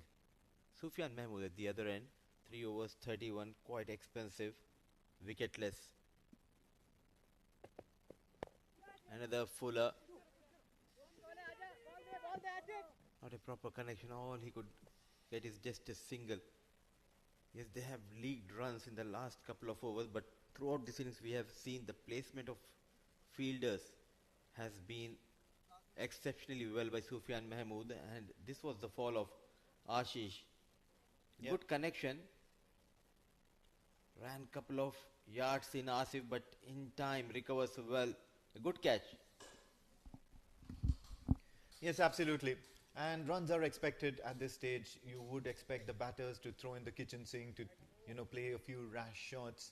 But what's really important is for the fielding unit to field as a team and to back the bowlers, make sure that they're not leaking runs unnecessarily. On this occasion, Asif Khan Pathan makes sure that the bowler gets a reward. Sufyan Mahmood backing himself to bowl his 4th over. Cut and cut well. This time around they're running hard for the second run, and early nerves here for Anurag as he gets off the mark with a couple. You'll remember these couple of runs, first runs for Anurag for Muscat Thunderers in Oman D series D20. Looking at the surface, somehow I feel if they can achieve 130, 135, still a competitive total on the surface. Yeah, well, you might have opinions about the surface, you might have opinions about the slowness of the pitch, but then there are certain impactful innings like the one Wasim Ali played in the first game, and that earned him the man of the match as well. And you feel that as if they're playing on a different surface altogether. What a brilliant delivery here from Sufyan Mahmood, and he's going to be livid with umpire Mujahid, who thinks that this was a little bit too wide here, too wide for comfort, and immediately raises his arms, signaling wides. He's not going to be happy about it, Sufyan Mahmood. Have a look at that. Just teasing, within teasing distance of that marked lines over there, the marked guidelines. Touch and go. Ooh, goes for it, goes for a big heave. Umpire will not give that as a wicket. There was a huge appeal. The keeper was interested. The bowler was interested. The batter was only dejected that he missed out on a 6. And look at the wicket keeper. Gathers the ball. And straight away, Sufyan and the wicket keeper knows there was a faint edge. A dejected, furious is Sufyan Mahmood. All Mujahid could do is reply Sufyan with a smile. It's a tough thing to do. It's a hot evening, or rather pre-evening. It's humid. The bowlers are running in hard. And the umpires are facing the heat of it as well. Good decision nonetheless. Slow delivery, once again bringing all his craft and guile into play. Sufyan Mahmood. And all of a sudden you see that this over has turned out to be very, very comfortable in the context of the innings at the stage at which they are right now. Only 107 at the moment. So for 4 runs, and rightly said by you, a good over, keeping in mind he went for plenty of runs before this over. He need to contain here. A boundaryless over, definitely it will help relax his challenges. Yes, of course, it's very important. As you could see, Amir Shah and Nadim both have done the thankless job of, containing those runs, of creating that pressure. What a beautiful delivery here. Well within the guidelines and well within, or well out of reach of the batter Sandeep Goud, who's looking to heave it down towards mid-wicket, towards cow corner. And that will always be a fantastic result here for Sufyan Mahmood. And this is where we see the development and the growth of Sufyan Mahmood as a cricketer, even for the Oman team. You've seen his performances in the ICC T20 World Cup. You've seen him perform like this countless of times. He's not afraid to go for runs, but at the same time, he brings you those important breakthroughs and those winning those important movements in the game.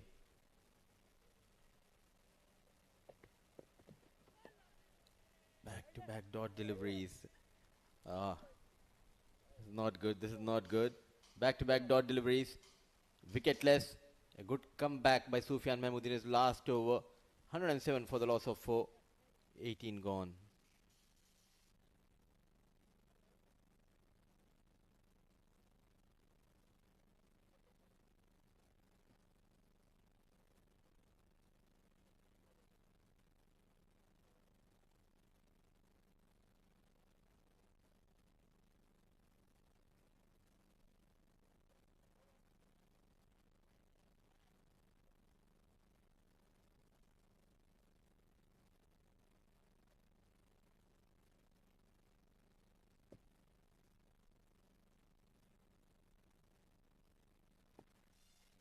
Last couple of overs.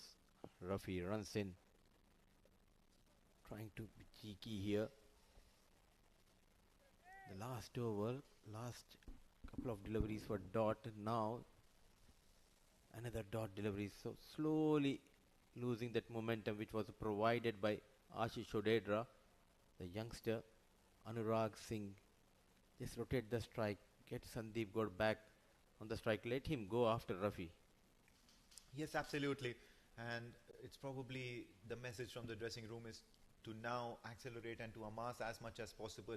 Runs are welcome in any form at the moment, whether it comes off nicks, whether it comes off edges. Some fielding adjustments by Sufyan Mahmood, and he's been excellent all throughout this fielding effort of the Renaissance Challengers. He's worked his tactics out, he's worked his matchups really well.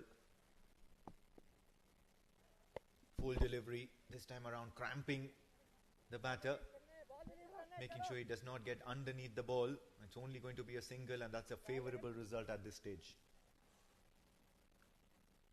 So it's a shorter format. As a captain, you need to be very active, making those quick adjustments. Good to see Sufyan, after that first delivery, straight away getting that deep squirreling inside the 30-yard circle and pushing that extra cover a bit wide towards that long off region. Plenty of protection towards that offside. Once again, keeping his base really low. Batter Sandeep Goud, look at that, trying to get underneath the ball once again and squatting very low. But on this occasion, he gets nothing but air. So that's good, sensible bowling from Rafi. He knows that his job is to keep the ball away from the right-handers, not get within the hitting arc of Sandeep Goud. It's all about the mind games here. Though there are 3 fielders towards the offside, still big gaps are available. Play your natural game, play on the merit of the ball. Slower ball, this time he has lobbed it in the air. Is there a fielder there? No, it's going to be dissecting 2 fielders. A little bit of fielding effort here as well. They'll have to check that one very closely. And 2 runs have been signalled. So it's going to be just regulation runs here for the batters. They'll not be happy about that. But have a word about, or have a look at that effort here by Asif Khan Patani. He's been excellent in the outfield, hasn't he? Look at that. Good presence of mind. In control. Certainly saving a couple of runs. So a single now being taken. A single taken.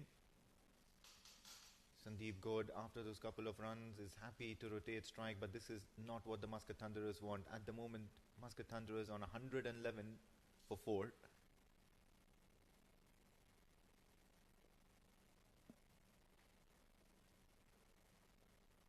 What delivery does Rafi have up his sleeve?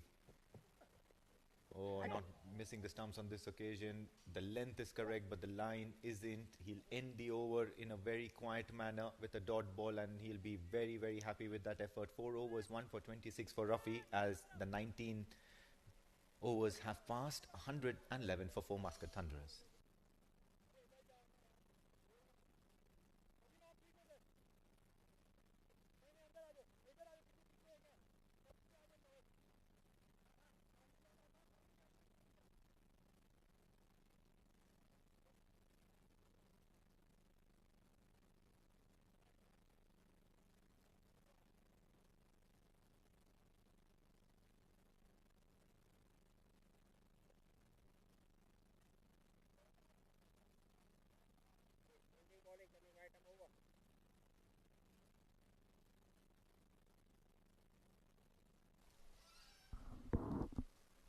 Peak performance here from Ibra. New face in this Renaissance Challengers, and this time he's been lobbed really high. 2 fielders converging once again. All they'll manage is to get a couple of runs here, and Ibra's been the pick of the bowlers. 2 for 15 and now 2 for 17 after this delivery. What is special about this young lad here, Ibra? The way he bowled with the new ball, especially keeping in mind, he knows his limitations. He got that knack of getting that extra swing with the new ball. Big shot, opens the face of the bat and somehow manages to get it over third or over the gully fielder. He'll get a boundary to his name, and this is going to be an insult to injury here for Ibra. First a couple of runs and now a boundary to his name. Sandeep Goud, 22 of 15, and that probably shows why he's such an important member or an integral member of this Muscat Thunderers side. He was not in control, but at the last minute adjusted quite well, opening the face of the blade, and no protection at the deep. Yet again there's a change in the field. How many more he can add? Can he add 13 more? 130. The competitive total on the surface. Full delivery, change of pace, punch down the ground. Will the fielder stop it? Yes, he can. Couple of runs here and good running between the wickets from Anurag. So this is excellent cricket from Muscat Thunderers. They really know who to back for getting those big runs towards the end of this, or the business end of this innings. And what a knock from Sandeep Goud. Whenever the team is in trouble, he arrives and gets those quick runs. Not afraid to take those calculative risks, Sandeep. Shot this time around, wide outside off stump, and will beat the fielder this time towards the offside. And this is excellent hitting here from Sandeep Goud. This is good game sense. Spoiling the figures of Ibra. 12 runs. What a knock. The team was under pressure. Boundaries were hard to come. Arrived Sandeep Goud, and all of a sudden, with ease getting those boundaries. This is the final over. A late flourish from the blade of Sandeep Goud. Yeah, good balance while he played that cut shot. And Sandeep Goud is a very smart cricketer in this Muscat Thunderers setup. He's always calculating, always thinking. Heaves towards the mid-wicket region, only going to be a single, but as you know, Sandeep Goud, the way he plays, he'll always look for that second run. Look at that. Brilliant result. Will end in a run out, but Sandeep Goud will remain on strike, and that's what's important with one ball remaining. Yes and no, a wayward throw, but good job done by Hamad Mirza, sacrificing his wicket. Anurag Singh. So the fifth wicket going down, but the good news is Sandeep Goud will be back on strike. Good recovery by Ibra. Nowhere in the frame is Anurag Singh. Wicket number 5 goes down, 124 on board.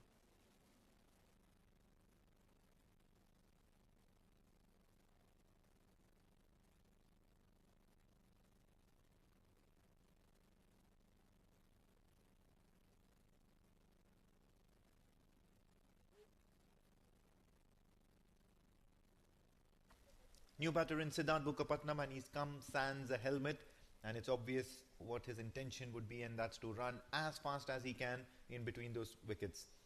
Depends on the shot that Sandeep Goud hits. Obviously they wouldn't mind it if it goes sailing over the boundary ropes, but otherwise Siddharth Mukherjee knows or has his task cut out for himself. Sandeep Goud facing the last ball, and he misses, and the stumps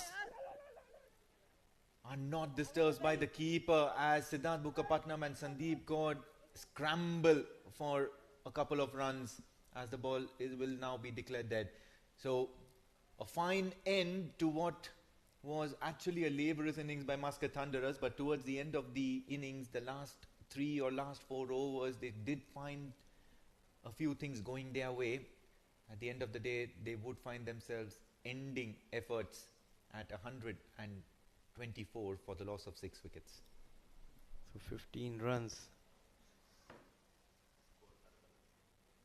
So 15 runs from that final over. So Siddharth did not face the ball. Sandeep Goud. In fact, it was an edge. He was given out, caught by Hamad Mirza. We thought they have got those couple of runs, but Sandeep managing a quick 29 of just 19. Dafedar 20 of 31, 38 for Dafedar, and Jatinder got 20. But Sandeep Goud providing that impetus, the late end of the innings, means Muscat Thunderers getting 124 in their allotted 20. So key contributions everywhere. Have a look at that last wicket as well, managing to get a faint tickle on the bat of Sandeep Goud. The keeper did well of getting behind it, so that's another wicket for Ibra. And what a performance this has been for him. There have been some crucial contributions from nearly every batter that was expected. As far as the bowling efforts are being considered, Mohammad Rafi 4 overs, 1 wicket, and Ibra, of course, 3 wickets to his name. We'll head for a short break, but after the break, it's going to be that all-important chase by the Renaissance challengers.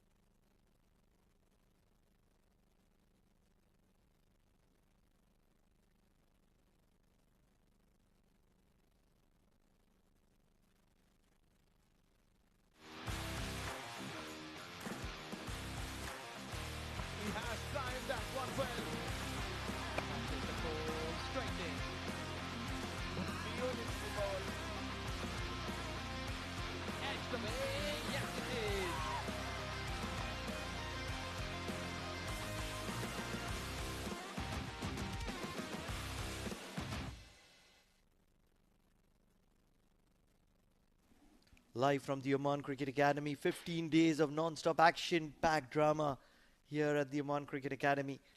Muscat Thunderers versus Renaissance Challengers. Second game of the day.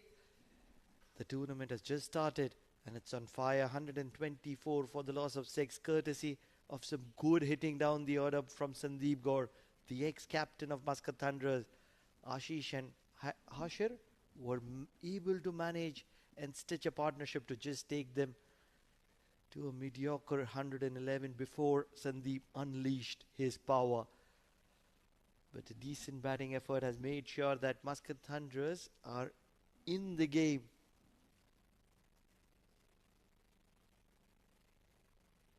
Nine extras in the process. Talking about the bowling, Ibra Hussain, the debutant for Renaissance Challengers, was the pick of the bowlers. 3 wickets for him, 28 runs in the process. But that wicket of Aman Khan is going to be the talk of the day. A wicket apiece for Nadim Khan and Mohammad Rafi. Left arm spinners were very, very effective for Renaissance Challengers, especially Saeed Amir with that economy of 3.75 and Nadim Khan with that economy of 3 runs.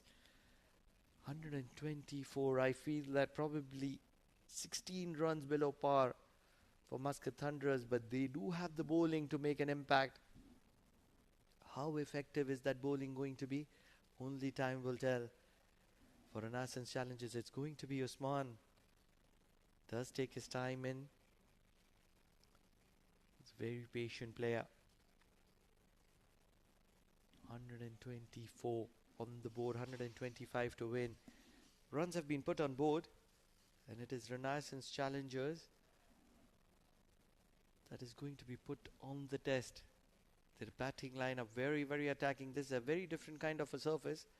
You have to apply yourself in. You have to make sure it's slightly towards the slower side as the afternoon progresses. In my opinion, with that high humidity, I think dew might have a role to play in the evening, but as of now, the very experienced Munis Ansari, the slingy Malinga of Oman. Munis Ansari, he's been around for a very, very long time. He's represented Muscat Thunderers for at least a decade, if not more. And he's going to be having the ball in hand very first. A slow wicket would be ideal for him to get into this tournament, the very first of the 2025-2026 season. He can be very unpredictable, and to be facing him first, the left-hander, none other than Prithvi Machi from the state of Gujarat in India. For all our Indian fans, happy Independence Day. To all our Pakistani fans, happy belated Independence Day. Right then, we are almost ready to go. Munis Ansari, the tiger of Muscat Thunderers, and alongside me, none other than the very experienced Mudassir Ali Qureshi. Mudipa, what are you expecting here? A cracker of a game. 125 will not be easy, especially keeping in mind they do have a very good bowling attack, especially this man on your screen. Depends a lot on his spell. Known for bowling those lethal Yorkers, Munis Ansari. Late recovery in the first innings thanks to Sandeep Goud, helping Thunderers to post 124. Now it's up to Prithvi Machi and Usman for Renaissance Challengers to get those 125. There's a slight bit of delay. I'm not really sure for what, but the bowlers I'm looking to watch out, I really feel that Jay Chelaveda will have a little bit of role to play. His tall left hand does hit the deck hard. The ball will stop on. Afrid Katy will be bowling in. Munis Ansari has the ball in hand. So 3 good quality pacers. And then obviously we are talking about the mystery of the leg spinner, Shriastav. He's been the pick of bowlers for Muscat Thunderers for the last few years. And that's Siddharth Mukapatnam as well. The man has been featuring in the national side, and ever since he's made there, he's been oozing with confidence. There's another left arm spinner, Anurag Singh, who is also featuring in Muscat Thunderers. I would love to see him, what he has to offer. And then last year we did see a little bit of Ashish Odedra. I'm not really sure whether he's going to have a role to play, but with his kind of action, this is an ideal wicket. One of the ball, if it stays low or skids through, it could be very, very effective. No, for me, more than the fast bowlers, I think the spinners will play a crucial role. The likes of Samay Srivastava and Siddharth Bukapatnam. The first 6 overs will be important in this chase for Thunderers, taking their own time. The batter is having some problem with his helmet, I believe. Aman Khan will be doing the glove work for Muscat Thunderers in this game. Slowly the sun going down. It's a triple header day here in Oman D20 2025 day 1. Champions Stallions were defeated by Majid's Titans. What do you think? Would it be a big upset if Renaissance Challengers got the better of Muscat Thunderers, or are you expecting that to happen? Because at the moment, wouldn't be wrong in saying that Renaissance Challengers are on the favourites. Absolutely, and not call it as an upset because of both the teams, they are evenly matched on the paper as well as on field. What matters is who handles the pressure well. They'll come out as a winner, because quality batting against quality bowling. 124, still I believe 51 in favour of Muscat Thunderers. I would give 49 to Renaissance Challengers, just because Thunderers have a very good bowling attack. They have the speed star like Munis Ansari and, as mentioned by you, Jay Chelawada. But I'm looking for Samay Srivastava and Siddharth Bukapatnam. Those 8 overs between Siddharth and Samay will hold the key for Thunderers. Still not ready. Wonder what's the hold up. In my opinion, the win and loss is going to be the way the Renaissance Challengers play Samay Srivastava and how good a day Samay Srivastava is having. I feel that, I might be wrong, but I feel the winning factor or the losing factor is Samay Srivastava. He's that kind of a bowler, in my opinion, for Muscat Thunderers. He leads the attack, and Muscat Thunderers does rely on how Samay Srivastava plays. And only Samay will tell. The time will tell who's going to win this battle.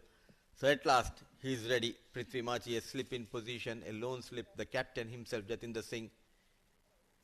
Now there is a delay by the bowler, just losing his run-up. What a game are we going to be witnessing? Muscat Thunderers, they're pumped. They want to get going. Jatinder Singh in the slips. Aman Khan behind the stumps. They want to get in the mix. Munis Ansari is pumped. That aggression with Munis Ansari. He wants to get going. The old war horse, Munis Ansari. Starts off with a no ball. Not the kind of start that Muscat Thunderers or Munis Ansari would have wanted. Probably a front foot. Trying to put in everything that he has. This tends to happen when you try to defend a modest total. The very first ball, you are trying to put that extra effort in the process. A no ball has been called. Straight away off the mark, Prithvi and Renaissance Challengers. The left hand right hand combination. Top of the order for Challengers. Usman, another hard hitting batter. These two need to provide that platform, because they don't have the service of Wasim Ali. The middle order is a bit rookie. If you talk about Renaissance Challengers. But what that does is it provides opportunity for somebody like Nadim Khan to stand up. He's been a quality batter as well, a quality all-rounder. He's had a brilliant day with the ball in hand. Munis Ansari, it's a free hit. Big heave, just to mid-wicket. Chance for a run out. Detected, would have been very, very interesting. Quick singles. It was firmly struck towards the Jatinder Singh. So Usman is also off the mark on the very first ball. Interesting battle between these two sides.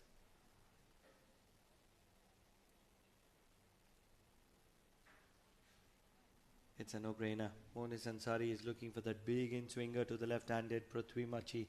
And Prithvi Machi very well knows about it. Back of length. Digs it out, Prithvi Machi.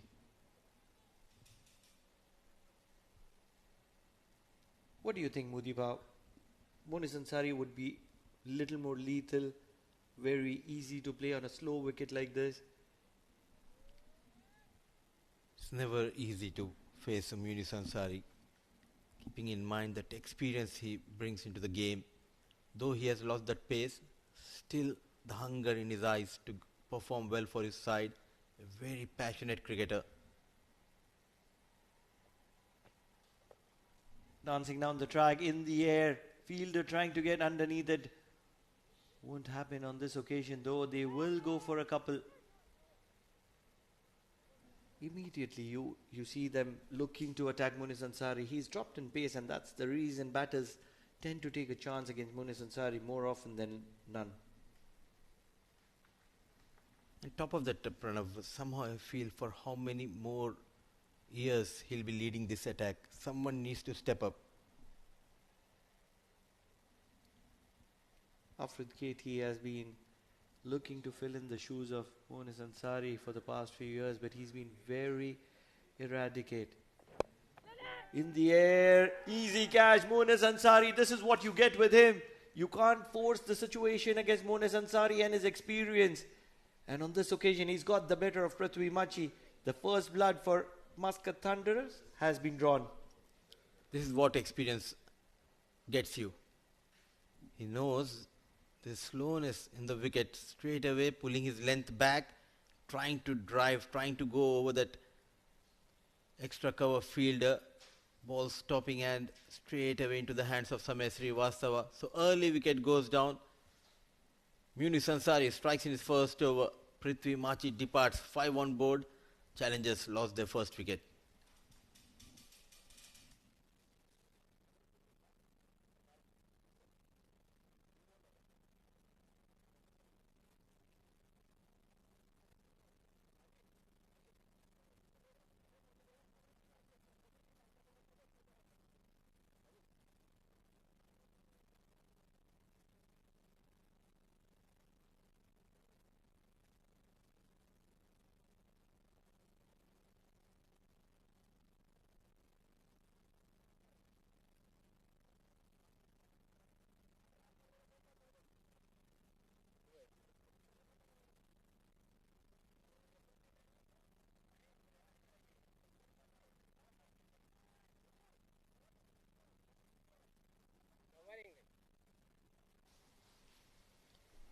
Mirza, Hamad Mirza comes into bat at number 3. Very, very attacking, very positive. He's been the national wicketkeeper for the past few months. Loves to play the aerial route very often. Will fancy himself certainly against Munis Ansari. A very busy cricketer. Loves to go after the bowlers. Hamad Mirza. There is a catching gully. Sandeep Goud. The line will be towards the off stick. And nicely bowled. Especially in the first 6 overs, when the width is offered as a batter, you need to play those big shots, play those drives. It's a big gap, though plenty of protection, but it's big ground, so those gaps are available. So as a batter, you need to come out and play with positive intent. What kind of a person are you, Mudiba? You like to hit the gaps, or you want to go over the top? Just like how Virendra Sehwag believed it. much fuller in length. Watchful is Hamad Mirza at the moment. I love to go over the top, sometimes find the gaps to get those runs. We'll come back to that. We'll discuss more about that. End of the first over, 5 for loss of 1, Renaissance Challengers.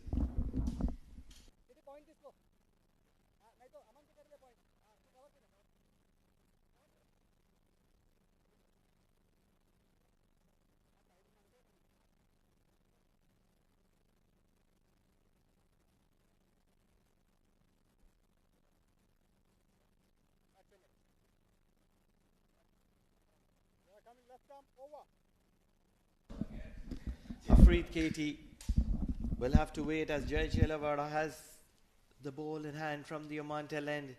He's a tall, lanky, fast bowler, left-arm pacer. Not express, but very effective on his day. Whether it is his day, we'll just know. He's got a good line and length at the moment. If he can stick to it, he can be very effective. Chelavada bowling though that second over means no new ball for Afrid Katy. Couple of seasons ago, when he came fresh from India, he used to share the new ball alongside Ansari. It clearly shows the captain has lost that faith because previous season jolted with few injuries, trying to make a comeback. Afrid Katy.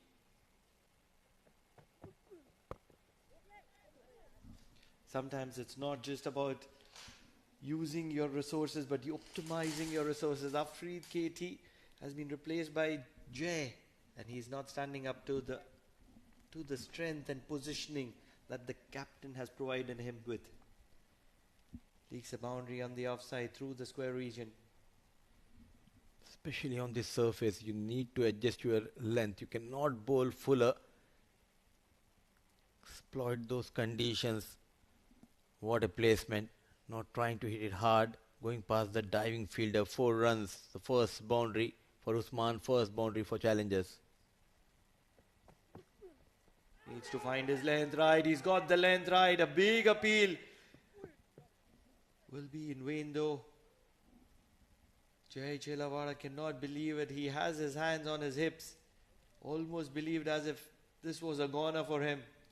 Just like any other bowler does. Showing some emotions there, Jai Chelavada.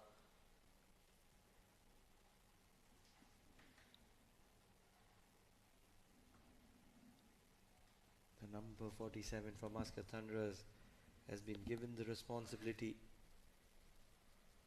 Needs to stand up to it, Jai Chelavada. Big in swinger, right on his foot.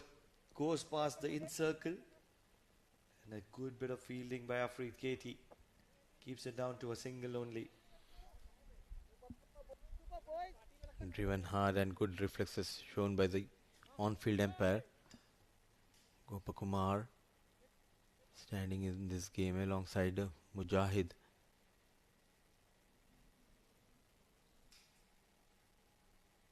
So said it start.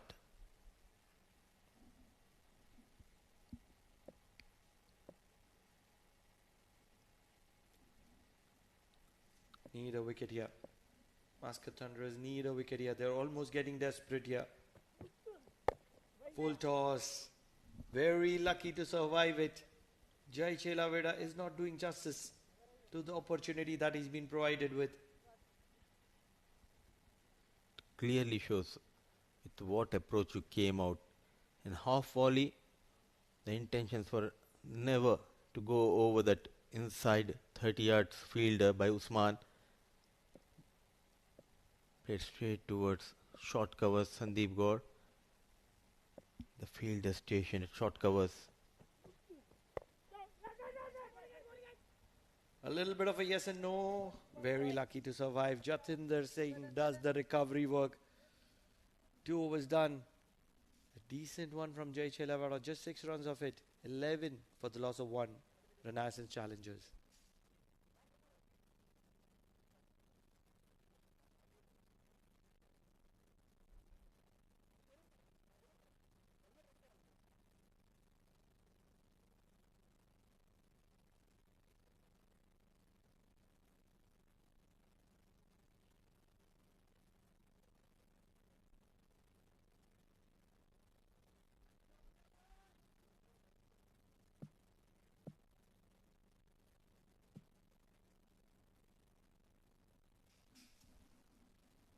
Monis Ansari continues from the Oman LNG end.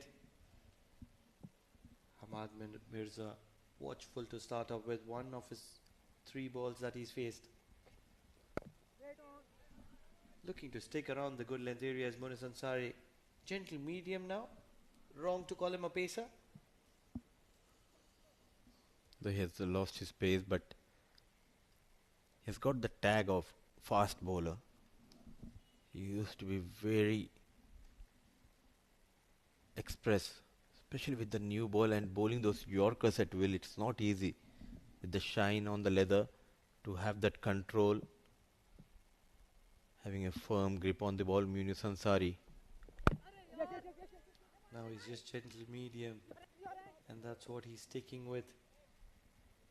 There was a time when Monis Ansari used to clock somewhere around 140, 145. That's when he had come in fresh from Madhya Pradesh. And that's ages back, probably a decade and a half back. And in this probably more than 15 years, it is Monis Ansari that has slowly deteriorated his pace down to probably somewhere around 110, 115, maybe 120 on his better days. Correct me if I'm wrong. Definitely there's a dip in the pace for Monis. Because of his experience, he continues to be a match winner for Muscat Thunderers.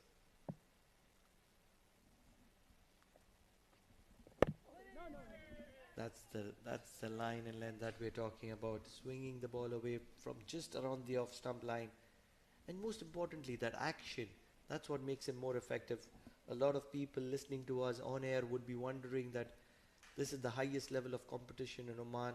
One of the champion sides, Muscat Thunderers, is using a bowler who clocks somewhere between 110, 120. But it's the experience that's behind his back, plus his slingy action. He's one of the most effective bowlers when we are talking about fast bowlers. And at the moment, he's looking to stick around that outside off-stump line. Keep things tight, keep things in control, keeps things in check. And I still remember 2016 T20 World Cup qualifiers. They traveled to India to play those qualifiers, and Monis, for the first time, I saw him, and he became famous for his action, that slingy, Malinga kind of an action. Got him plenty of wickets. A true match winner. Still, he's an impactful player. Absolutely, no two thoughts about it. Dancing down the track in the air, second wicket down. Effective is what you say, effective is what he shows. Monis Ansari, the man, the myth, the legend of the Muscat Thunderers of Oman. And he gets the second wicket for Muscat Thunderers. Renaissance challenges suddenly in a lot of trouble with Hamad Mirza walking back. Oh, Pranav, it doesn't matter whether he clocks 140 or 110. What matters are the wickets for Muscat Thunderers. It's Monis Ansari show here on day one. Defending a modest total of 124. They have got the second wicket. Using the feet, trying to force against Monis. Hashir Dafedar making no mistake. The experience of Monis Ansari once again comes into play. 2 wickets down, 13 on board. Challengers are in a bit of bother.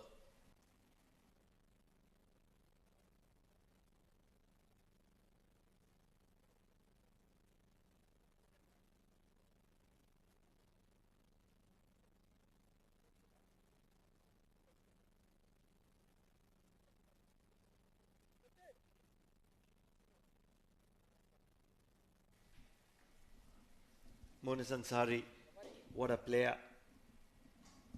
Generally, we talk about players in the making.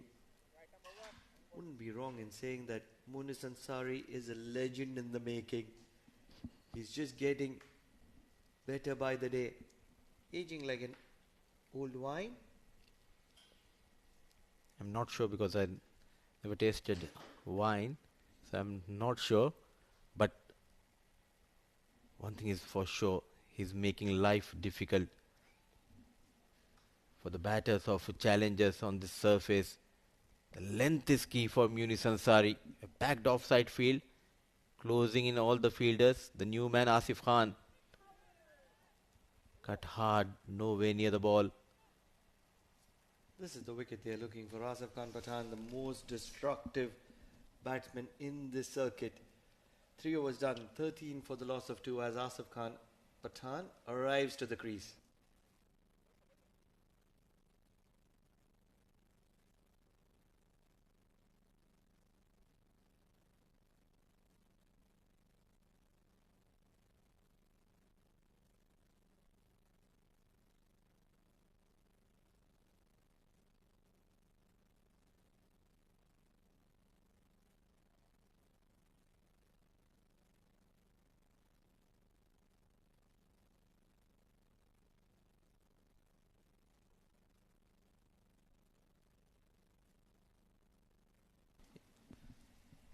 No points for guessing. Jai Shelavara continues from the Oman tail end. The left arm lanky pacer for Muscat Thunderers. And he's looking to find his line and length at the moment. Lets this one go, Usman. Wide of the off crease. Bowling away from the right hand batter. And look at that carry once it's hit the deck. It took off, and a good collection by Aman Khan. Previous season they struggled to have a regular wicket keeper, Muscat Thunderers. Getting someone like Aman Khan, early days for Aman here in Oman. He's found his length, but he's still struggling to find his line. Consistently is the most important word there. He needs to be consistently between the stumps around the good length area. Because Bonus Ansari has picked up 2 wickets from the other end. His job is to just keep things tight here from Jai Shelavara. And in the process, if he can pick up a wicket, that's gold. And that too on the surface, if you can bowl wicket to wicket line, it won't be easy for the batters to take runs against you. Pulling a tight line, finding his line and length at the moment is Jai Shelavara. The only problem is that he's not been consistent enough there. If he can do that consistently 6 balls in a row, that is exactly what the Muscat Thunderers require at the moment. All he needs to do is support Munis Ansari.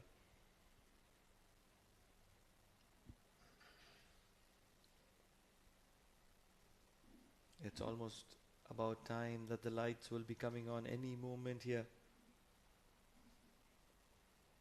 Time just about to touch 6.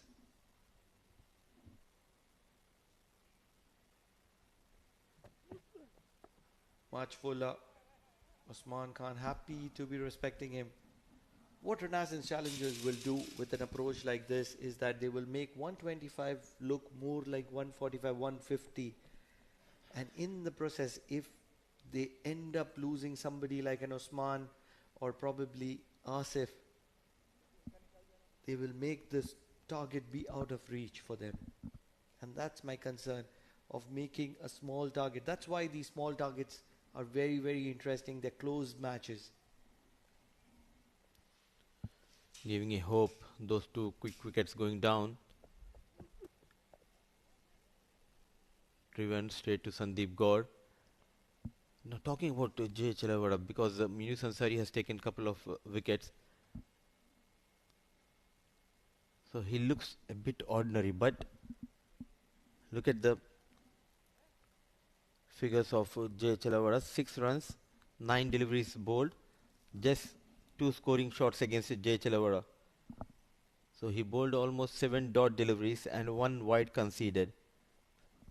So he's doing a pretty good job. The problem has been all of a sudden he bowls those wayward deliveries and give away those easy runs. And that's where he needs to mature and grow. Much fuller, inside edge probably. And that's the only thing that would be saving Usman. That is a very good delivery, much fuller in length, and that's what allows the ball to swing late. The lights are on. It will be more difficult, especially for next few overs. All of a sudden from daylight You need to adjust to these artificial lights. It's not easy as a batter.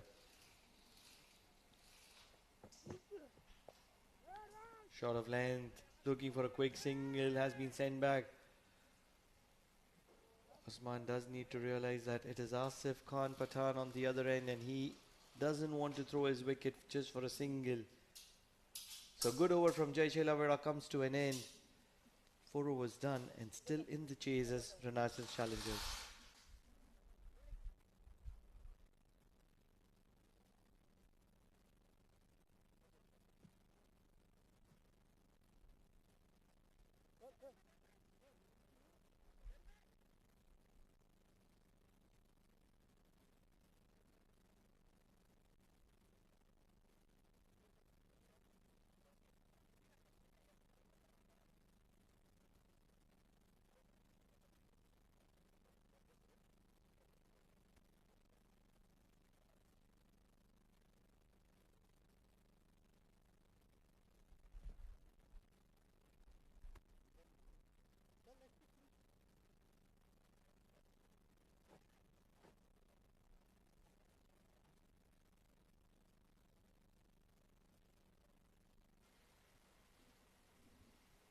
We are looking to have first visuals of Anurag, and here he is, the left arm spinner coming in from the Oman LNG end,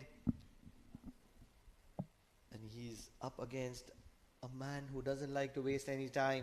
Time is money for him, and he's always in a hurry to in-cash it with score. Asif Khan Pathan starts watchfully. A bold move by Captain Jatinder Singh, getting a spinner inside the power play. There's every opportunity Asif Khan get some runs. At the same time, Anurag can get better of Asif. It'll be a good idea if they can get a slip in position.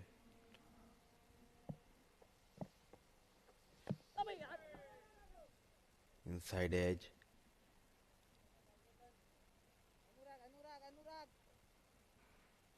He's looking rusty at the moment, Asif. It's just a matter of time. He just needs to middle one, and then he is a fiery, explosive batter.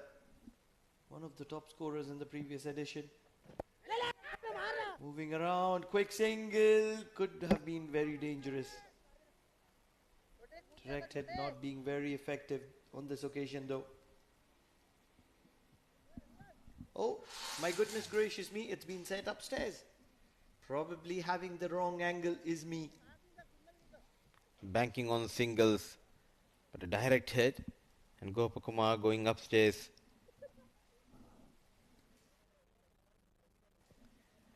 In fact, it's a Mujahid. Look at that, still in the air, just sliding that bat at the right time. The boundaries are hard to come, so working really hard by taking those quick singles. All they need is 1 or 2 good overs, get those 10-12 runs over. They are champion side. Look at that, even 124, now it looks like 140, 150. Would I be wrong in saying that Renaissance challenges at the moment, I'm not talking about future or past, at the moment they made a mockery of this chase.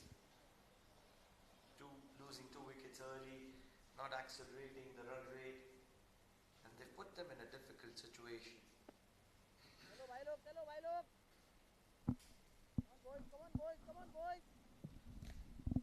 Anurag continues. Oh, that's poor fielding. Very poor fielding from Anurag. He's a foreign recruit, and when he sees this in the highlights or the repeat, he'll certainly realize it. Especially keeping in mind, youngster, you need to put that effort, dive in, stop those singles.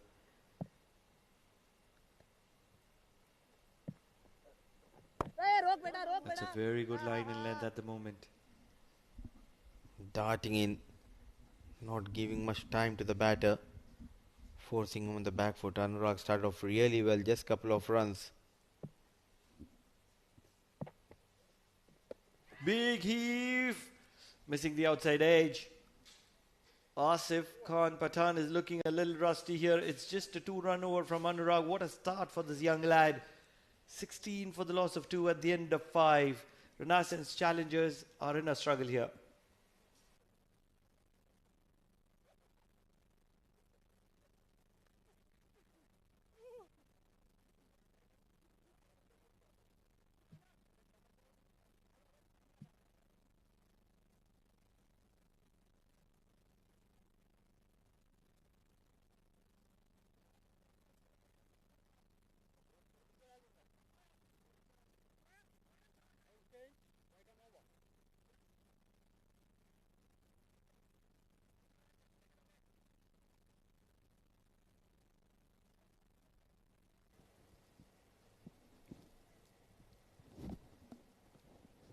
Time for Afrid Katy to come into the attack, and he'll do so from the Oman tail end. He's a nippy customer, almost a make or break bowler. Very, very arrogant with his bowling, and the only reason I say that is that he doesn't shy a battle, and that's where it can go in favor of Muscat Thunderers or against it. If he's fully fit, then definitely it's not easy to take on Afrid Katy, known for generating some serious pace. Trying hard, Usman and Asif not able to find those gaps, those boundaries. Struggling at the moment is the Renaissance challengers. The main concern being is that they're looking for the big hit, big shots only. They're not looking to rotate the strike, and this has been the problem with Usman over the years. He's taken too much time, and in a game like this where you're chasing 125, if you're 16 runs in 5.2, you put your side in a little bit of a bother. No, when the innings started, the required run rate was somewhere around 6.1 to 13. Now slowly it's creeping up. More than 7 runs per over needed.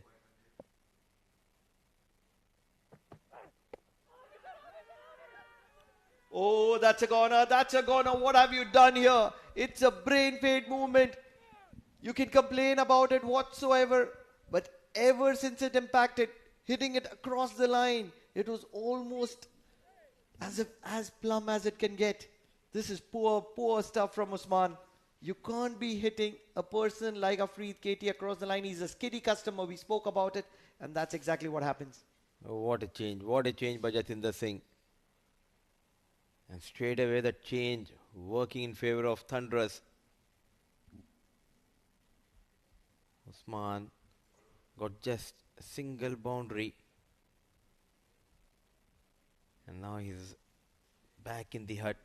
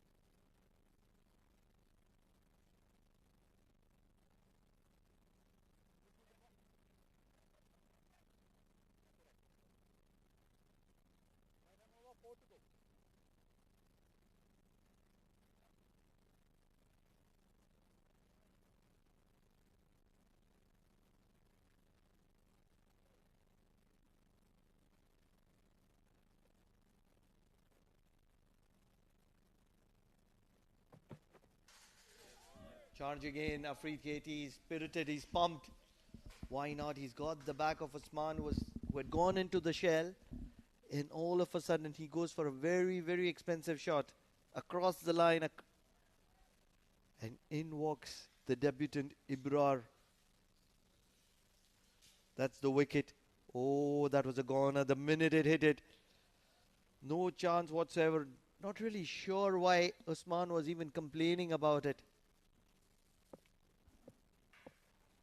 Right in front of the stumps, back foot. What more can you ask for? Oh, believe it or not, Ibra has gone back on a duck. What a moment for Muscat Thunderers. They needed a miracle to happen. They have got a miracle. Afrid Katy firing in 2 wickets in an over. And all of a sudden, welcoming Amin and 2 wickets for Afrid Katy. Well, what a first over here for Afrid Katy. Stuff that dreams are made of, and straight away the umpire's finger goes up. Ibra was very convinced too that he had a little bit of bat on that. But at the moment, both umpires in consultation and asking Ibra to just hold on for a bit. And that would be to check the front foot here of the bowler. But I guess everything should be in good order. This is turning out to be a dream over. No runs scored of it, but there is a high possibility that he might end up with a couple of wickets to his name in the over. Believe it or not, in the first game, we did have a caught behind, which allowed the batter to stay because of a no ball. And this is going to be another occasion. Afrid Katy, my friend, what have you done here? This is almost criminal in the shorter format especially. He's picked up the prize wicket of Ibra. This could have very well put Muscat Thunderers in the controlling seat. And instead of that, Ibra is going to stay in the middle. He's an effective batter. For a second, I did feel a little dejected and disappointed. I played with Ibra in the same team. We used to play for a similar or the same team in the lower divisions, and now it's very exciting to see him come and break through the Premier League, play with the big boys, and straight away was dejected to see him walk back to the pavilion courtesy this one, but this is not to be so. So he's still got another opportunity. He's still got a chance to prove himself out there. What a moment is it for Ibra. He got a wicket in the very first over, a prize wicket of Aman Khan. And now, after being caught behind, he's got a no ball to stay back. It's a dream debut for him. Trying to make something happen. Here is Ibra.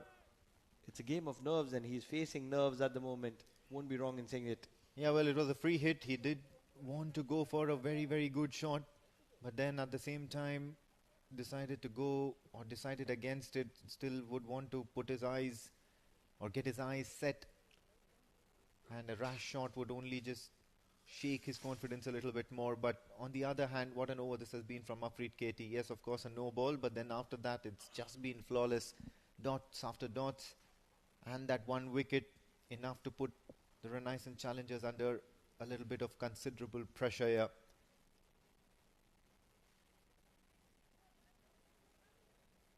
Wants to get off the mark. Ibra at the moment, anything. He will take an outside edge to third with a smile. Big inside edge. Not lucky on the second occasion. He believes there's an inside edge. Looking at the bat, but it doesn't matter, because what the umpire believes is that he's struck right in front of the stumps.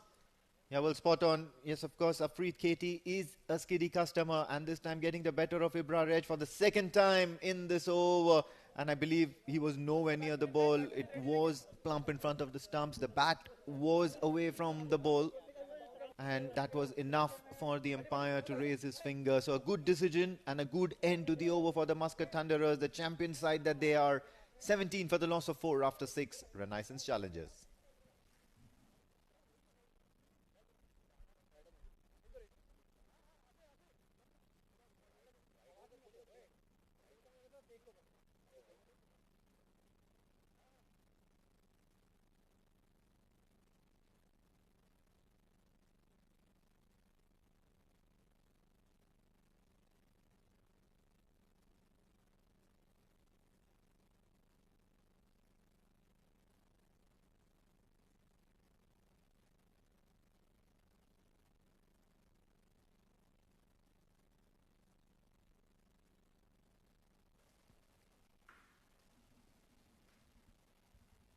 Siddharth Mukherjee comes into the attack from the Oman LNG end.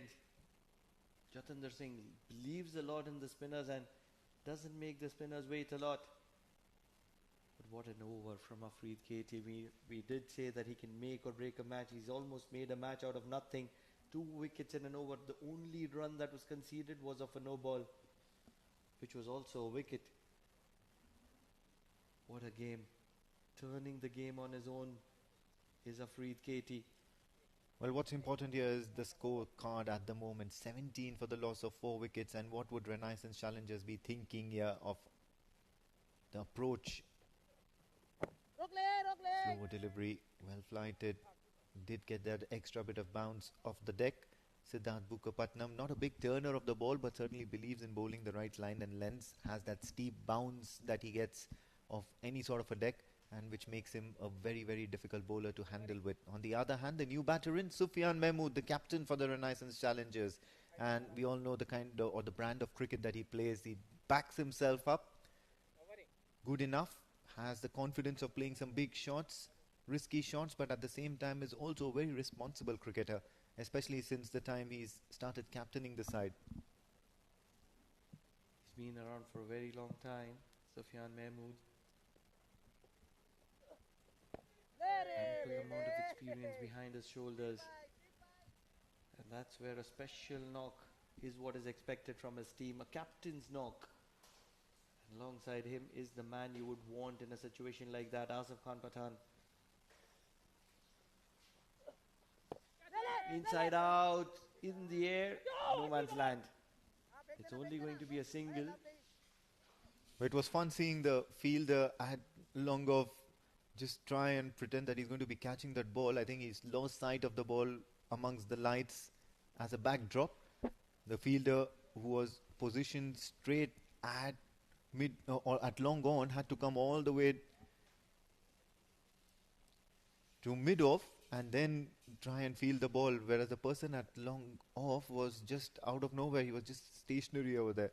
Some funny scenes here at the Oman Cricket Academy. Oh, beaten. Was that an edge? Aman Khan is not having one of the greatest days of his life. Probably, certainly an outside edge, and he's dropped a catch of Asif Khan Pathan. He can be very lethal, especially in a small run chase like this. A few good overs from Asif can immediately change the tide of the game.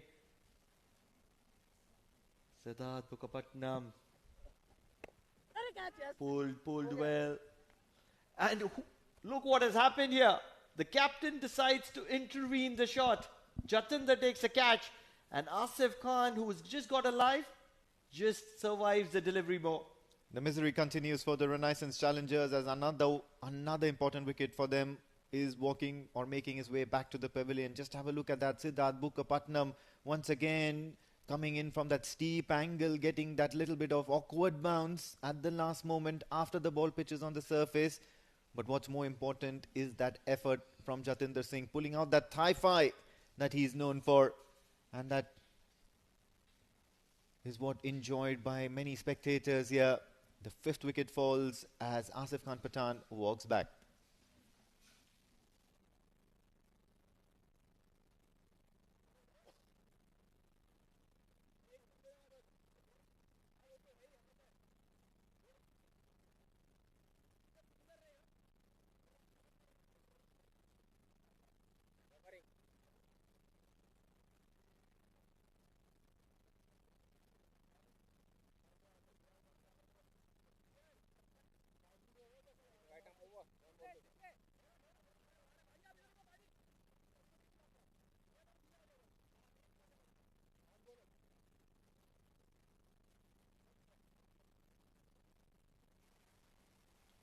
Amir Shah generally bats in the top order.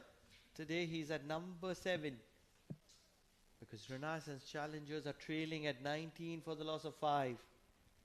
They made a mockery of this chase. 125, they were favourites to start off.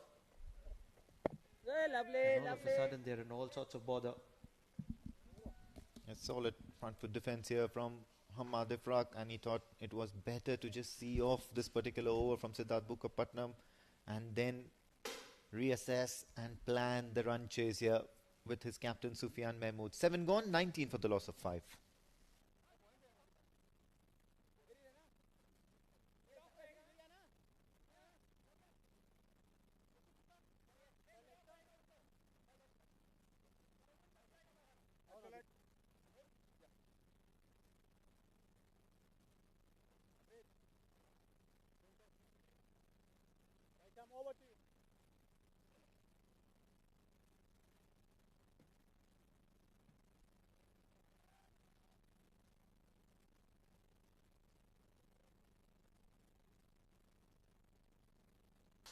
Not many times would one boast of a first over reading 2 for 1. Coming in for a second over, Afrid Katy. And Sufyan Mahmood guides it deftly towards the offside for a single. So he'll be happy with that. So that's a positive start to this Afrid Katy over. As far as the Renaissance challengers are concerned, they would want to keep the scoreboard ticking and the strike to be rotated. What a moment for Afrid Katy. Wouldn't be wrong in saying that he started the panic button. He's pushed the panic button for Renaissance challengers. They were very comfortable, even though they had lost 2 wickets prior to Afrid Katy coming into the attack. But it is Afrid Katy who pressed the panic button for them. Big heave. Going nowhere at the moment. So, wouldn't be wrong in saying that certainly the panic button is red hot at the moment for Renaissance challengers. They need to calm themselves down. They're just chasing 125. Yes, they haven't had the start that they would have wanted. But they need to calm down because a good partnership of 7-8 overs can change the tide of this game. Yeah, well, absolutely. They'll have to take a leaf out of the book of the Muscat Thunderers, as well as earlier on in the day, the way Majis Titans played. Need to get their eye in, rotate, strike, and then finally go in for the final push with the slogs. However, wickets are at a premium here for the Renaissance challengers.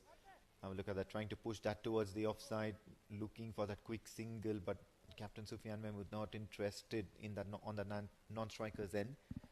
Hamad, on the other hand, does have a few questionable shot choices.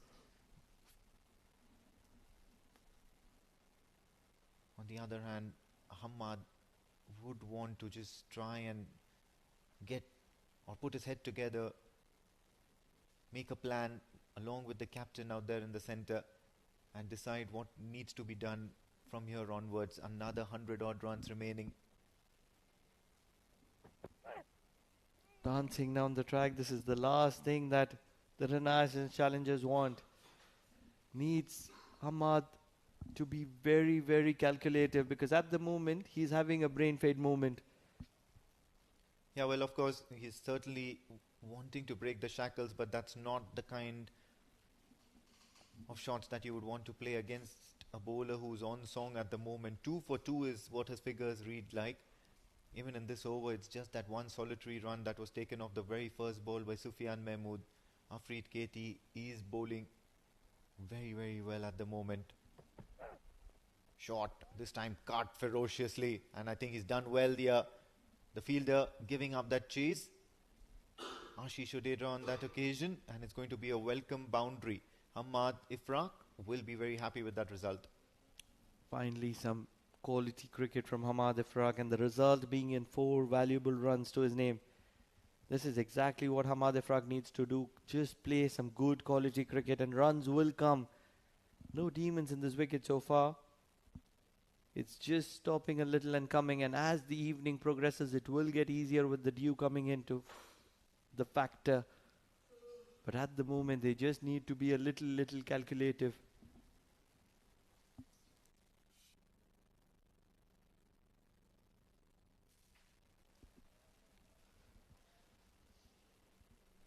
Hamad Ifraq.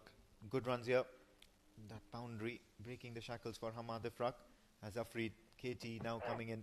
Shot this time around, looking to pull, but not managing to get a good hold onto that delivery. So a single to end the over. An unlikely result, but a welcome boundary for Renaissance challengers. Nearly 6 runs came of that. 8 overs gone, 25 for the loss of 5 Renaissance challengers.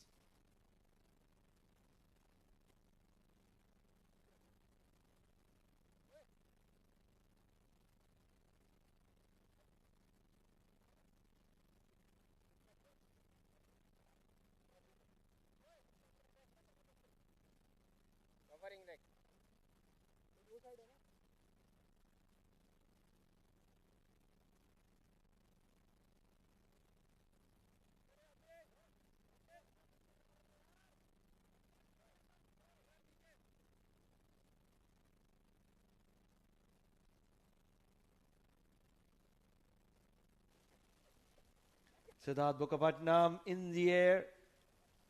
Very effective paddle shot played by Hamad Ifraq on this occasion.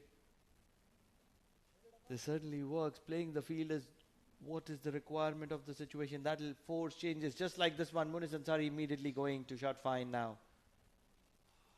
Well, he's got enough bat on that. Did well to get into position and get within that bowling line of Siddharth Mukherjee. The paddle shot certainly effective. A couple of runs to his name. Big heave. He's come with a lot of intent, but that's not the need of the hour at the moment. After losing 5 wickets, they need to stitch a good partnership here. They need to be a little calculative, because a rush of blood movement is exactly what the Muscat Thunderers need. Well, it could be partially because of the nature of the way or the kind of cricket that Hamad Ifraq believes in practicing, and that's to be a little aggressive. Once you're aggressive, once you're striking the ball well, automatically the boundaries will follow. Bowling a good line, as Siddharth Mukherjee does realize that his job is only to create the pressure, and that can happen through dot balls, a series of dot balls. 1.3 overs, just 5 runs conceded, and he's picked up that prize wicket of Asif Khan.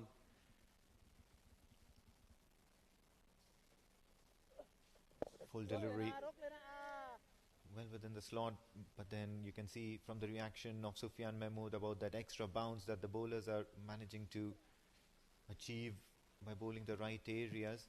What makes you want to think about if it plays on the batter's mind about the kind of deliveries and as well as the kind of bowlers that are going to be coming out in the future or in the course of the innings. You would want to think that the Renaissance Challenger batters might be thinking, oh yes, we've got another 4 overs of Shriastav, so how do we tackle that? Which bowlers to target? The only problem is that 125 to get, and they've made this look like 175, 180 game with the kind of approach they've had. 9 overs done, just 1 shot of a 30 for the loss of half their side.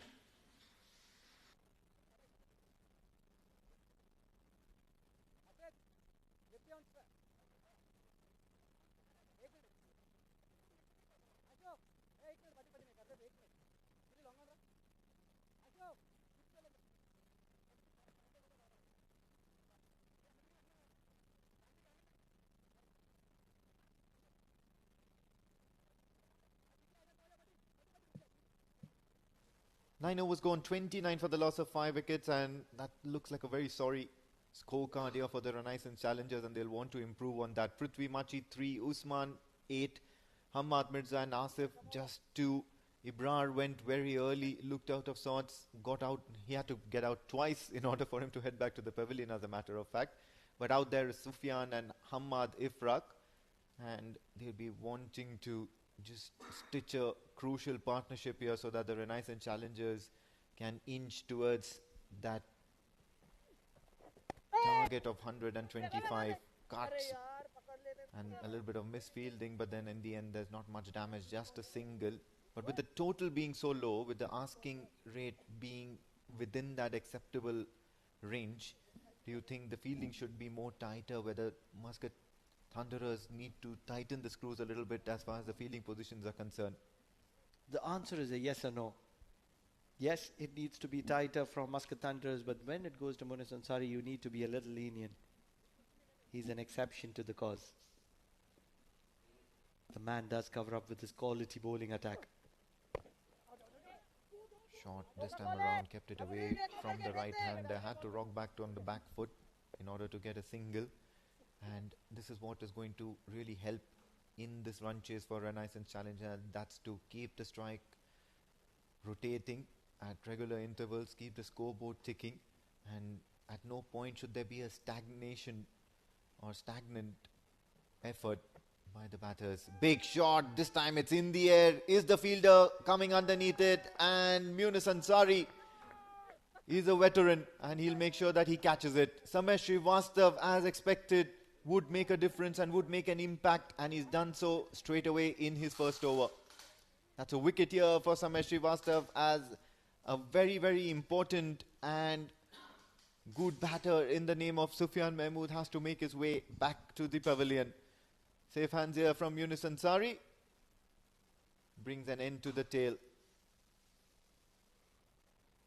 The Renaissance challengers are 31 for 6.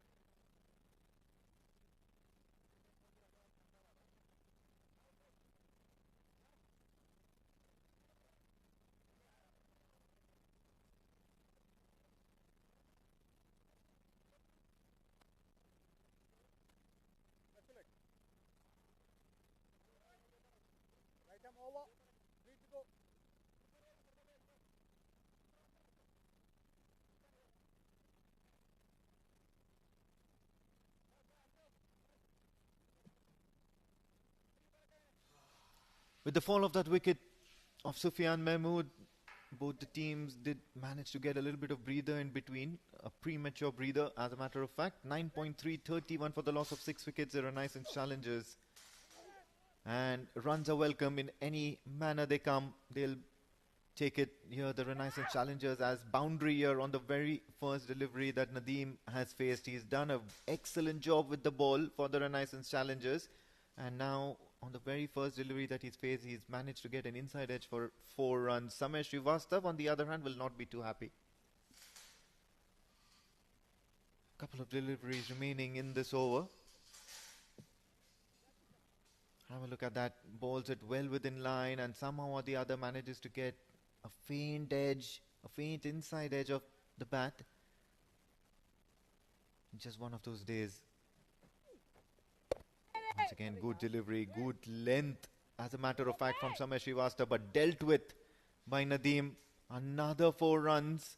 Even this heavy outfield is not going to be a matter of concern, especially if the ball is struck that well from Nadim. So good timing here, and back-to-back boundaries to the name of Nadim. He just makes every other batter who's come before him think about their choice of shots. Some excellent display of bowling by Muscat Thunderers, and now Nadim looks to make amends. Big shot. This time it's a thumb, but straight into the hands of the fielder. Nadim perishes as Samir Shriastav on the last delivery of the over manages to get a wicket, and that too of Nadim. So back-to-back boundaries, but that would be considered as collateral damage as Nadim makes his way back into the hut. Shriastav with his second. Have a look at that. In the slot, invites the batter to get down on one knee and go for the slog, but the fielder Afrid Katy available there at deep mid-wicket to pouch that one. End of the 10th over at the halfway mark. It's very simply Renaissance Challengers in trouble, 39 for the loss of 7.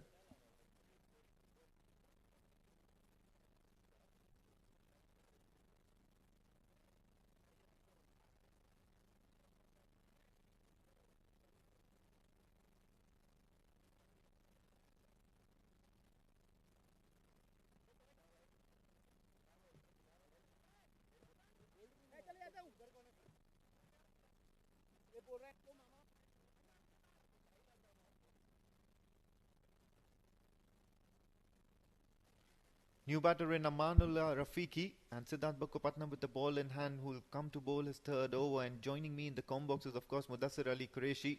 What do you make of this run chase? 39 for 7. Yes, it does seem a little dismal, isn't it? Well, absolutely, they have completely lost the plot here. Still trying their best, 7 wickets down. Hamad Ifraq losing his partners, started this over with a boundary. Brilliant hit, a much needed boundary. Yeah, absolutely. Got down on one knee and made sure that he hit the ball nice and hard. Have a look at that. In the slot, inviting the batter once again to go for the big shot. But the only difference was this time around, there was a considerable gap between the two fielders. Once again, tries a similar looking shot, gets a similar result in the same area. So finally some runs coming in, and as many as 12 in the first two deliveries.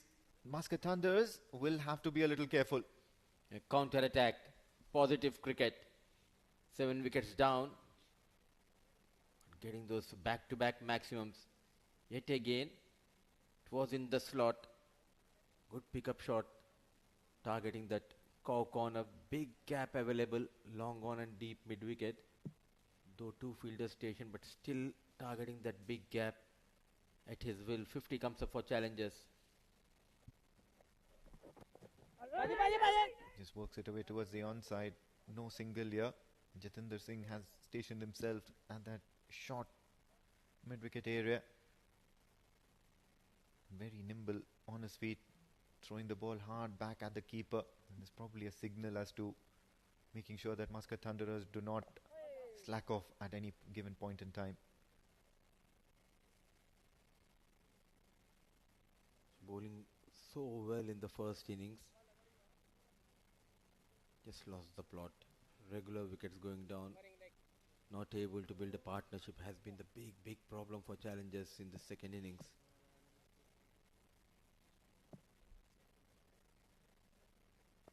Oh, brilliant length here. They'll scamper along for a quick single.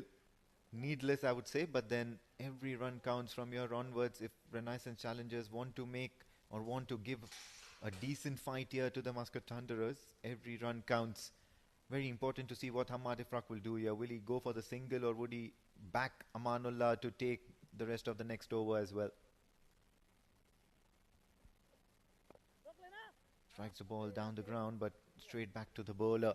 So it's going to be a dot ball, and Amanullah Rafiqi will face the next over. 11 gone. Renaissance Challengers a 53 for the loss of 7.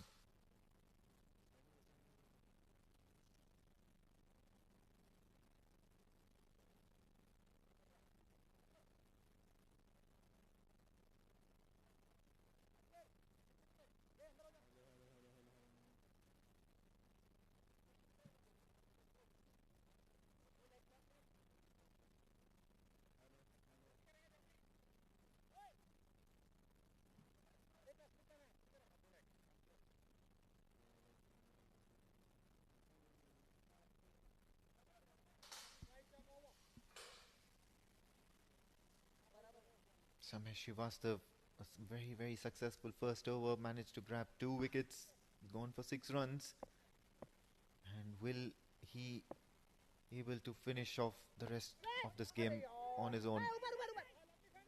A little bit of yes and no. And no damage done here to the scorecard as far as the Muscat Thunderers are concerned. Renaissance still on 53 for 7. What an effort coming from Goud. Was firmly struck like a ball, standing at covers, saving each and every run. In the air towards the mid-wicket region, there is a fielder station there. Rashid Afidar. So only a single here. He'll have to have a cautious approach, yes. But at the same time, they will have to back themselves to get those odd boundaries because they act as multiples, inching towards that target of 125, which in terms of numbers looks like a very paltry total, but then it's a daunting task given the wicket and the surface that they're playing on.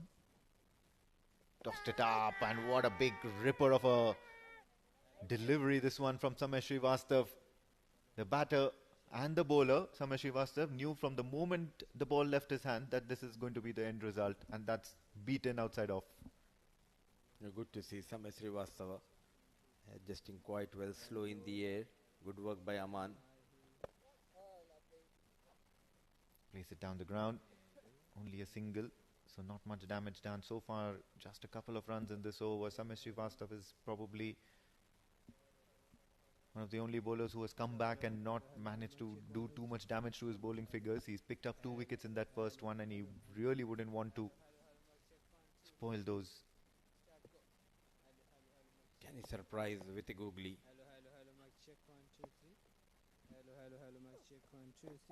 Oh yes, he certainly tries a little bit of a googly, or rather a flipper, the one which comes on to the batter much more quicker. Another single here, so 3 runs off this over, and I believe Renaissance challengers should be happy with the result so far. Need to take it or break down this total into different stages. Go till the last over. You never know. Tossed it up towards covers. Only a single. So favourable result at the end of the 12th over. Renaissance challengers are 57 for the loss of 7.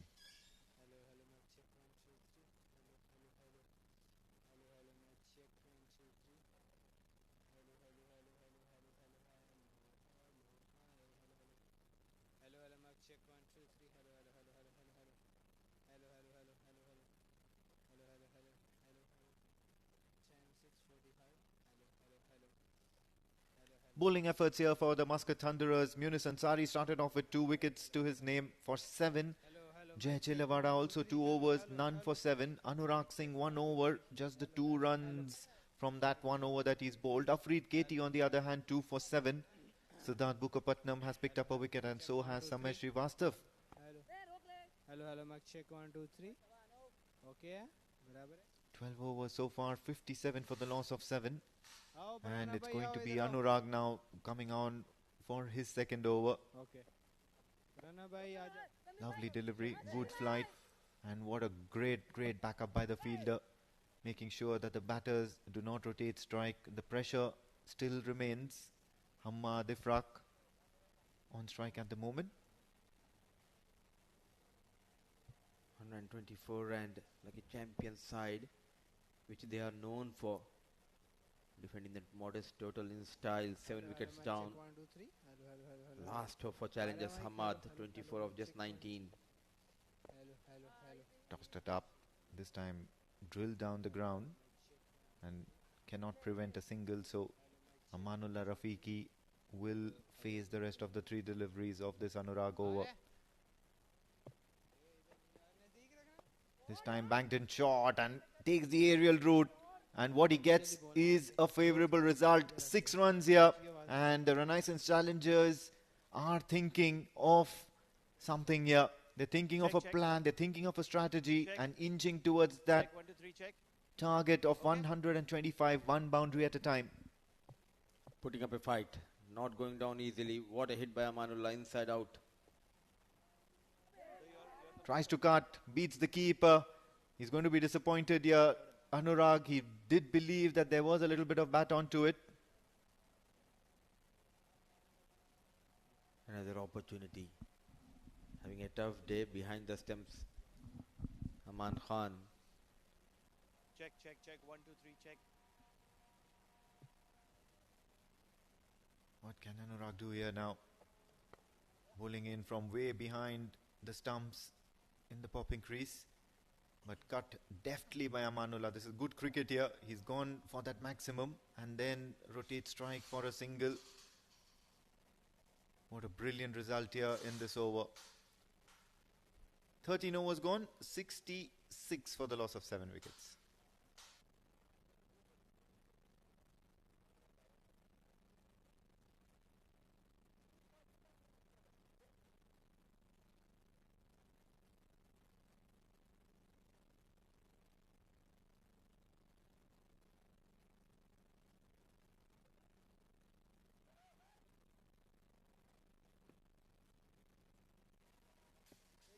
.66 for the loss of 7 wickets after 13 overs.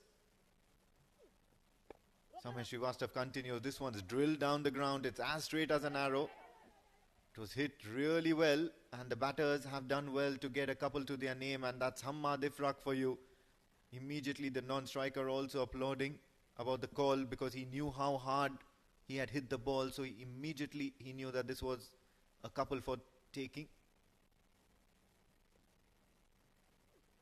Tossed it up, waited for the ball, and he's cut it for a single. This is good batting here. Little more time spent out at the crease. Another 3 overs, and things could start looking different. The scenario might have shifted. This team needs to stay out there in the middle. The lights are on. Now it's a different ball game. Ball nicely coming on the blade. Also the dew factor coming into play here. Tossed it once again. He's gone, taken the aerial route, and the result is once again in favor of Renaissance Challengers. The sixes, the maximums are coming at regular intervals, and Renaissance Challengers as well as Amanullah Rafiqi make sure that they reach 75 for the loss of 7 wickets, and they're inching closer. By playing those kind of shots, he's releasing that pressure on his partner Hamad. What a hit. Works it away towards the onside. Look at them running between the wickets. They're as quick as a lightning bolt. A couple of runs here. Now for the last 3 overs or so, the maximums and the boundaries are coming at regular intervals. And not only that, they're running the twos also at regular intervals. And this will damage the hard work done by the Muscat Thunderer bowlers from the early stages. They are sensing a chance to go beyond the 124. What a partnership. At the right time, getting those runs, 7 wickets down. But these two counter-attacking and getting those quick runs, targeting Shriastav. What a partnership. Yeah, well, now they'll have to reassess their bowling plans here. The quicker bowlers getting majority of the wickets, and they're trying to just hold the runs a bit more better than the slower bowlers, whereas on the other hand, Renaissance Challenger spinners managed to hold the batters quite a bit. One makes you wonder if the remaining 6 overs will be bowled by the 3 pacers of Muscat Thunderers. 14 overs gone, 79 for the loss of 7.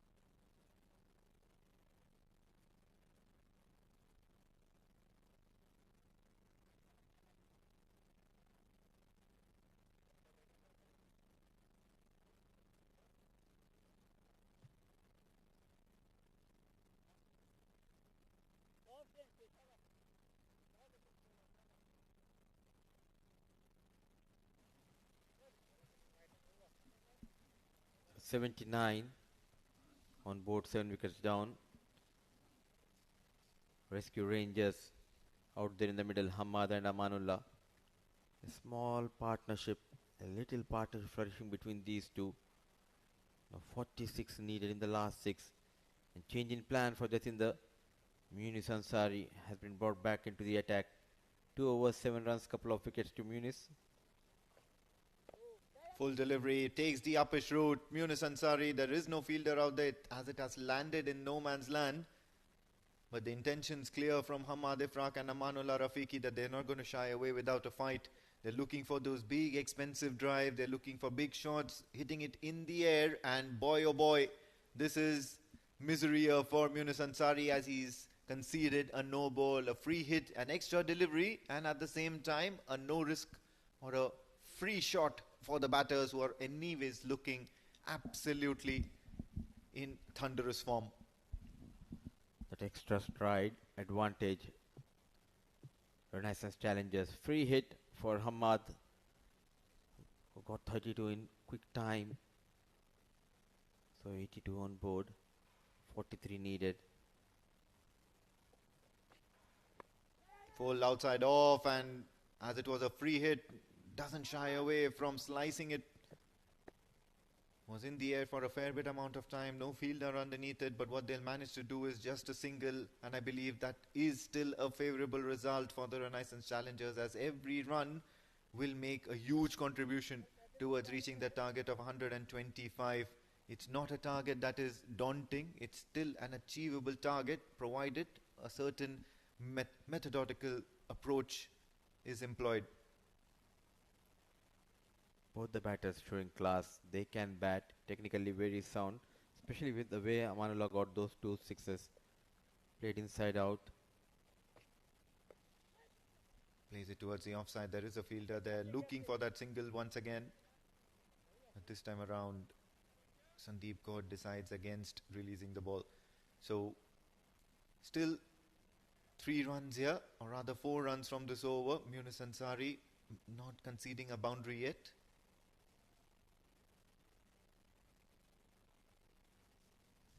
The last 2 overs will be crucial in this game. Amanullah, he needs to be very calculative while taking those risks against Munis. Back to back dot delivery. It's a good comeback.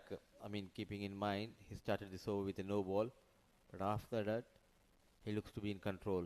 Yeah, much expected here from the quicks of Muscat Thunderers, and that's probably the way Captain Jatinder Singh will be looking to go for the rest of the innings as well. You've got Sandeep Goud as well in case some backup is required. He's a wily and crafty bowler. Munis Ansari on the other hand is a different ball game altogether. He knows how to nail those toe-crushing yorkers, to bowl those wide outside off-stump deliveries, teasing that tram line.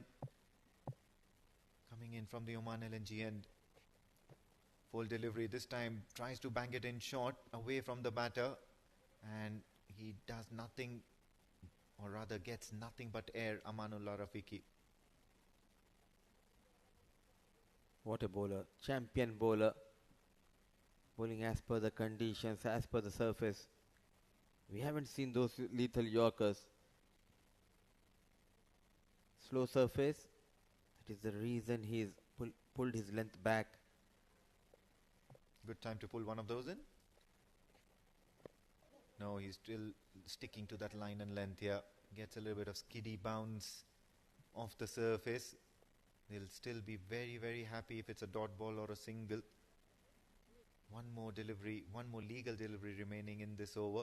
84 for 7 is what the Renaissance challengers find themselves at. If you look at it, another good over, a 10 plus over, would certainly tilt the match in favor of the Renaissance challengers. Only a slight chance, but they would still take it, wouldn't they? Oh, why not? At one stage it was a 9.70 the required run rate. Now it's almost 8 runs per over. And rightly said by you, one good over, 10 runs over. Oh, wayward. An extra run means extra delivery will be bowled by Munis. Immediately you get to see the tactics or the strategy that Amanullah Rafiqi and Hamad Ifraq are employing over here. They're looking to get every single run here, knowing that every single run will add or will contribute in a massive way in inching towards that target. Even on that wide, Amanullah Rafiqi was nearly halfway down the pitch and asking for that run to be taken. but better sense prevailed. Steaming in Ansari. This time a brilliant delivery. He's celebrating already. He's looking back at the umpire as he raises the finger. It's a customary procedure, but Ansari knows he's done the job for Muscat Thunderers as the 8th wicket falls, and it's the big wicket, the big fish. Hamad Ifraq was looking absolutely dangerous for Renaissance challengers. What a spell, what a spell. All of a sudden, generating the pace. A beautiful delivery. Takes the edge. Took his own time, the on-field umpire Mujahid. The partnership comes to an end. The dangerous looking Hamad walks back to the hut. 33 of 27. 15 overs gone, 85 for the loss of 8.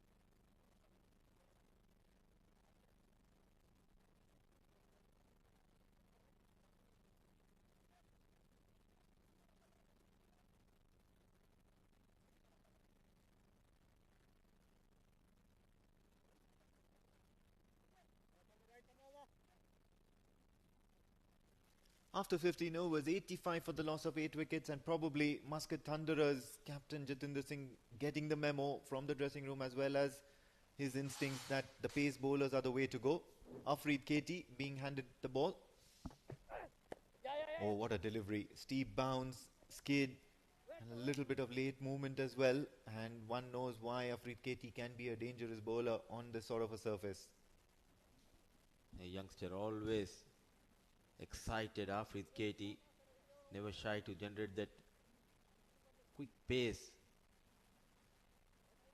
What an over, the previous over from Ansari. Gave a couple of extras, but what matters is that big wicket of Hamad. Amir Shah walks in, the new batter. He'll be facing Afrid Katy. The previous season he was a part of Muscat Thunderers, now switching to Renaissance Challengers. 40, in fact 39 of 39 balls. Wanting to work away towards the onside, and have a look at that. Afrid Katy onto it in a flash. The moment he realizes that the batter has not managed to get anything or any sort of bat behind it, immediately goes to field. Have a look at that. Jatinder Singh also telling up Siddharth Bukkapatnam of the kind of efforts that's needed. Sort of similar headbands here for Siddharth Bukkapatnam. I do remember him with a sort of mini afro in the previous season. Following the footstep of his captain, Siddharth Bukkapatnam. If I'm not mistaken, Ashish Odedra also wears a skull cap or a headband, whatever you might want to call it. What a delivery. But this time it's in the air, and there is no fielder station outside the circle in that area. Captain Jatinder Singh pulling in that massive effort of trying to fetch the ball. Couple of runs here for Amir Ali or Amir Shah, and not in the most convincing of manners, but that would do.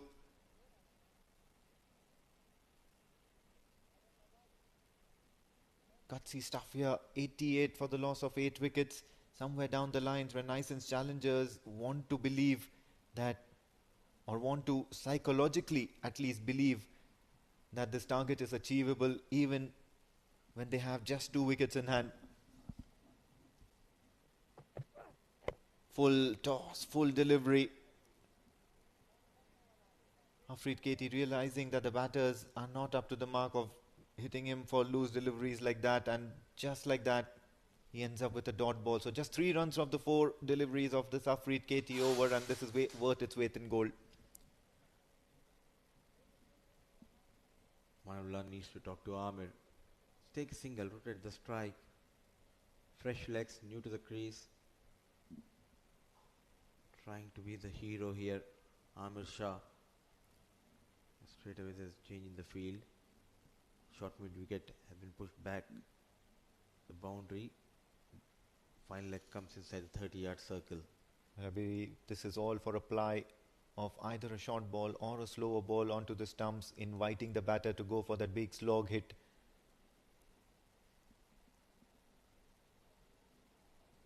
What's it going to be from Afrid Katy? Is he going to hunt or fish for those wickets to his name? Onto the stumps, heaved towards the mid-wicket region, and somehow or the other, Amir has managed to find a gap between Sandeep Goud and that fielder at long on. And it's a boundary to his name. This is going to hurt here for the Muscat Thunderers. A much needed boundary. They're just not going down easily here, putting up a fight. It wasn't a bad delivery, but went after that ball and finds the gap between long on and mid-wicket. 1 bounce, 2 bounce, 4 runs. And that too from number 10 batter. A proper connection from Amir Shah. Fighting till the end. The Renaissance challengers, this time way outside the leg stump, following the batter, Afrid Katy. It's only going to be a single and probably a favourable result for Muscat Thunderers, as well as Amir Shah would be on strike in the next over. 16 gone, 93 for 8 Renaissance challengers.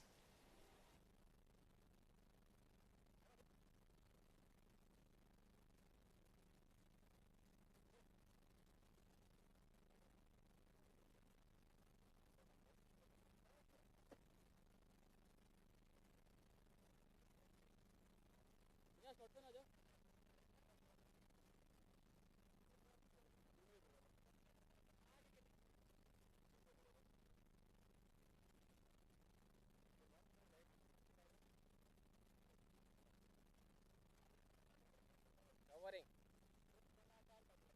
Moving right arm around. Bowling with the sleeve. Okay.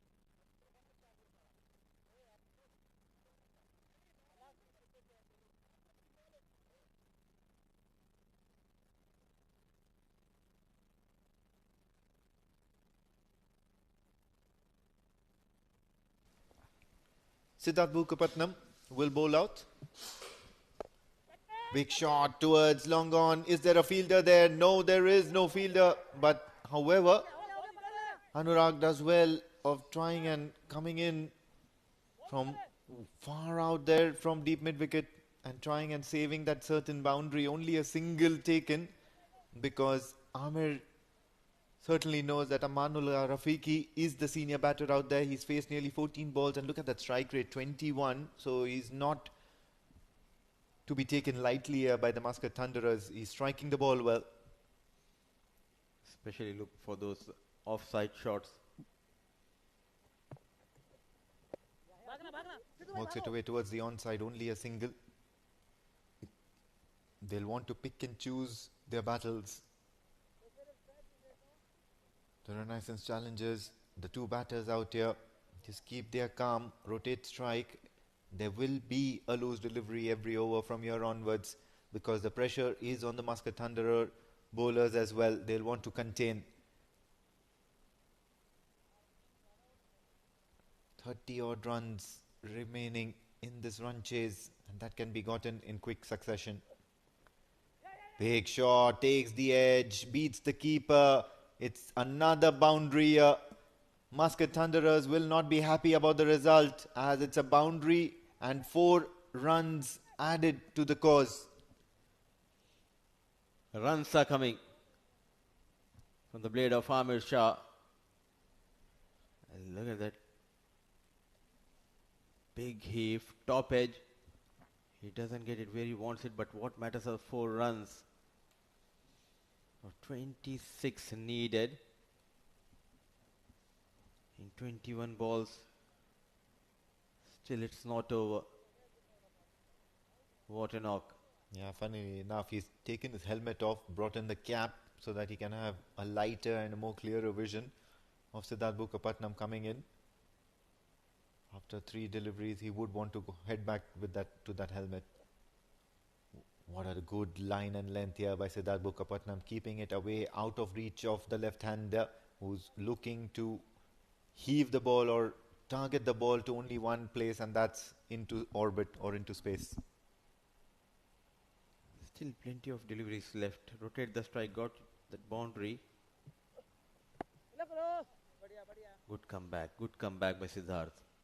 Yes, of course, 6 runs of the over so far, just one more delivery remaining. One legal delivery, and Siddharth Bukapatnam would want to finish well. If it's a wicket, it's even better, but at the moment a dot ball is also a very, very important commodity here for the Muscat Thunderers. Can they deliver? Charging down the track, not able to connect, but what's important is he's managed to connect or get a little bit of bat onto it, so it's only going to be a single, which also means that Amir will keep strike in the next over. 17 gone as that single brings up the 100 for Renaissance Challengers. They are 100 for the loss of 8 wickets.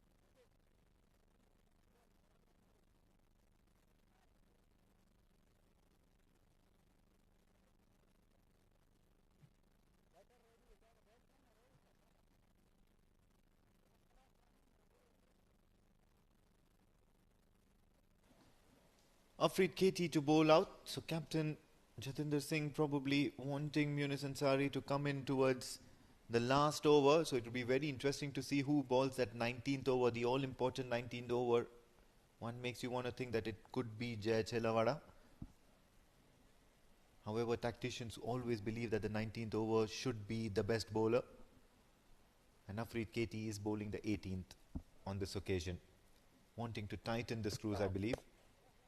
Keeps it away from the left-hander and managing to get a single to their name. Somehow or the other, the runs are coming in the favour of Renaissance Challengers. All they need is to believe that they can get just at least 25 more runs here. And somehow I believe this is the most important over in this game. 24 needed of 17. If Afrid Katy leaks 12 runs in this over, then definitely Renaissance Challengers will be favourites going into the final 2 overs. And he'll be looking for this wicket of Amanullah. Was off strike. The last 6-7 deliveries. Can he get a boundary here? Can he get better of Afrid Katy? He'll want to keep his head. He'll want to keep his cool. Amanullah Rafiqi. He'll take a hard look at the field placements. The options are plenty. There is a good value of runs here available over covers. Tries to go to over covers but only manages to get an outside edge, and this is misery. Jay Chelawada has managed to misfield one at the boundary ropes, and these are 4 runs that were not meant to be in favour of Renaissance Challengers. If this is the moment, if this is the mistake which will cost game for Muscat Thunderers. A poor effort, sluggish in the field, the tall, lanky, fast bowler not able to stop the delivery. Look at that. Basics are not right for Jay Chelawada. 4 runs, bonus runs. Now just 20 needed of last 16. What's more important is it also keeps Amanullah Rafiqi on strike. Full delivery, this time nails the block hole. Nearly there. bowled it on the wicket, and all they managed to do was get a single. So now these are 6 runs of the first 3 deliveries. Can Afrid Katy stop the run making process in this?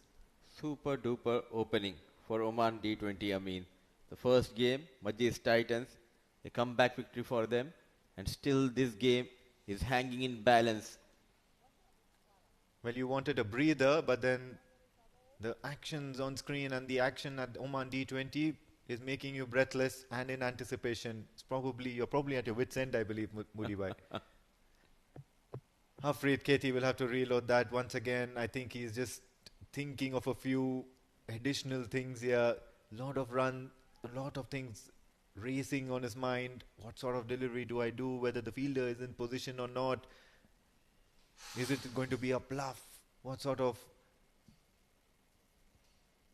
tactics do I employ? There's not much to defend, but they need to believe that the opposition also has similar thoughts as well. Thumb towards the onside. There is a fielder coming to cover that up, but look at that running between the wickets, putting it all here. Amir Shah and Amanullah Rafiqi, and they managed to get 2 runs. Number 8, number 9, number 10 contributing with the bat, making the difference for Renaissance challengers. Still in the hunt. Amir Shah batting like a Shah here. Under the lights, under immense pressure. He's trying to pull something special with the bat for his side. All he needs to do as a bowler, Afrid Katy, get that variation, bowl those cutter and come around the wicket, get into Amir Shah. But I guess that's probably the conditions that are making him bowl the kind of deliveries that he's doing to have at the moment. Full delivery, trying to nail that Yorker in, unsuccessful once again. Manages to get a little bit of bat onto it and only a single. Have a look at that. Now what I would really like from Afrid Katy is to try a little bit of short stuff here for Amanullah Rafiqi, the right-handed batter, so he will be comfortable in trying to bowl to the right-hander. That short ball coming into or bouncing sharply into the right-handed batter, or that wide Yorker. Because at the moment, anything on the stumps, and that is what the 2 batters are expecting. Tries to keep it away from the right-hander, plays it towards the offside. Only a single. Renaissance challengers wouldn't mind a single as well. They'll take runs in any form possible. End of the 18th over. This is tantalizingly close. 110 for the loss of 8 wickets. Renaissance challengers.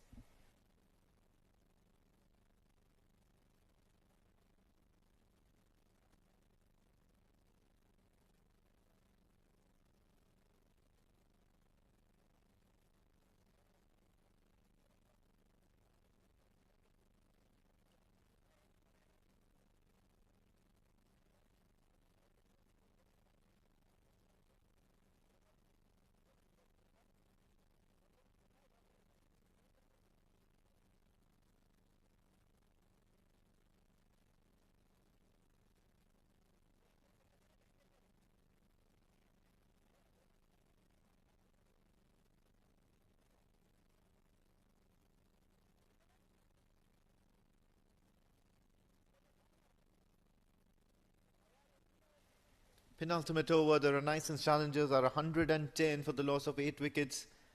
In terms of runs, it's just 15 more runs required. But what's also important is Amanullah Rafiqi and Amir Shah are number 9 and number 10 here in this batting lineup. And one false shot will make sure that the Muscat Thunderers have a foot in the door of this run chase. Samir Shriastav has been handed the ball, and as one would say, their best bowler. So yes, Samir Shriastav is their best bowler, but a leg spinner in the penultimate over is an interesting ploy. Bowled him. Samir Shriastav bowls a very, very slow delivery, inviting Amanullah to read the trajectory, and that's what Amanullah could not manage to do it. Looking to go on the back foot and try and cut a leg spinner, and all Samir Shriastav did was make the ball go onto the stumps. Another twist in this game. That initial shuffle from Amanullah gave that fraction of second for Samay Srivastav to change his line and length. Smart enough Samay getting his third wicket, the most important wicket in this game. The partnership comes to an end. Ninth wicket down, still 15 needed. 11 deliveries left. The final man walks in, Rafi, number 88 for challengers.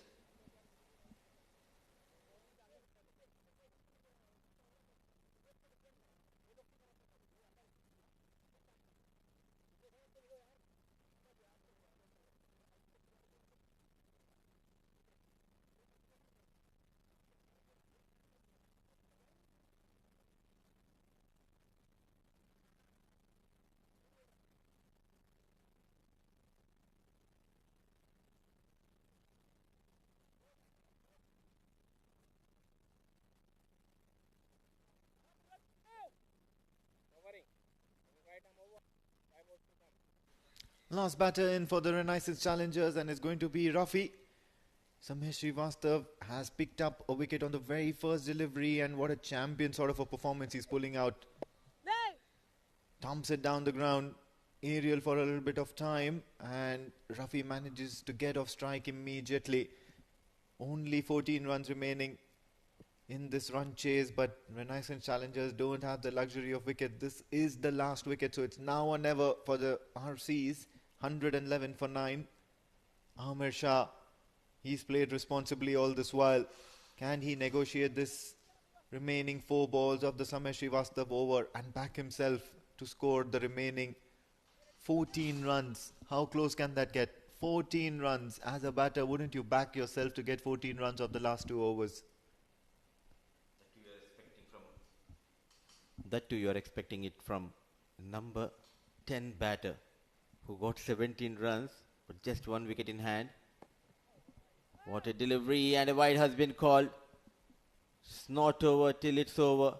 The final wicket, still 13 needed, 12 to tie. But the wonder boy, the wonder kid, Samay Srivastava, can he get this final wicket?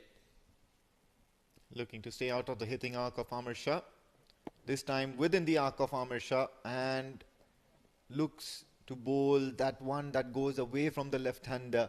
He's got an amazing delivery for every sort of situation. Samir Srivastav, his arsenal is improvised, his arsenal is impressive.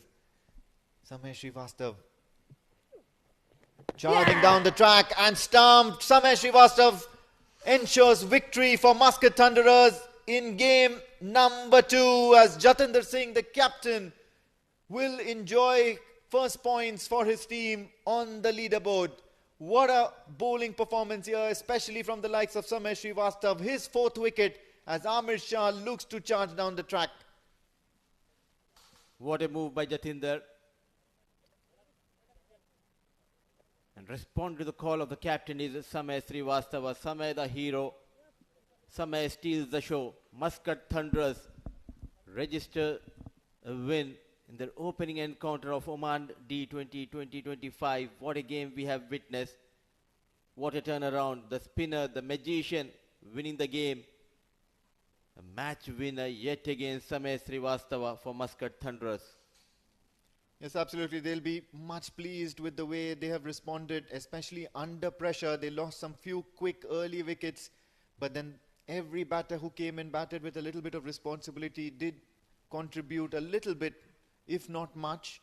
And towards the end, it was Sandeep Goud who managed to make Muscat Thunderers reach that sort of a total that proved to be a little too much for the Renaissance challengers. Renaissance challengers, on the other hand, will take some lessons, will take back home some lessons here as to how their approach should have been in this run chase, on how to apply themselves into this sort of a match situation where the runs were not much, but the choice of shots and the way they implied themselves was not adequate enough to see them to a win.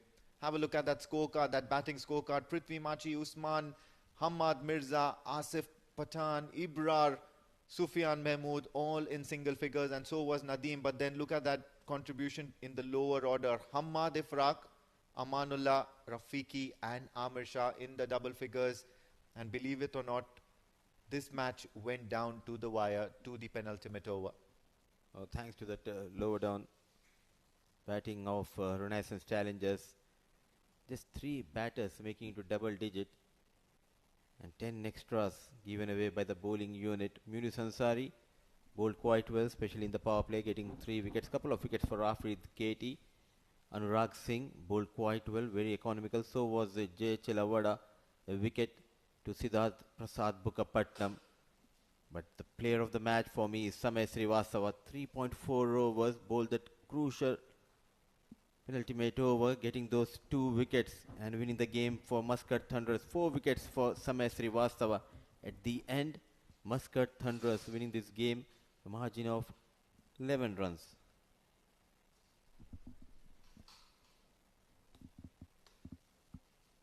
Have a look at the highlights. Munis Ansari started off the proceedings as accurate as ever. A catch towards point and a catch towards point both for the left-hander and the right-hander. And then, of course, there was Afrid Katy, who manages to get that leg before wicket. 2 of them, as a matter of fact, in the same over. To his credit, Ibra going for a knot on that occasion. Then the spinners came into action. Samay Srivastav and Siddharth Bukkapatnam. All of them getting wickets to their name. Some nice sharp fielding. Muscat Thunderers made sure that their catches were taken comfortably and safely. No errors made. Few shots towards the end, and especially from the tail enders, Amanullah Rafiqi as well as Hamad Ifraq. And at one point in time, it did seem that the Renaissance Challengers are putting up a show and putting up a fight. Samay Srivastav then looking to get a few wickets, but then Munis Ansari was brought back into the attack, and suddenly Muscat Thunderers clawed back into the game.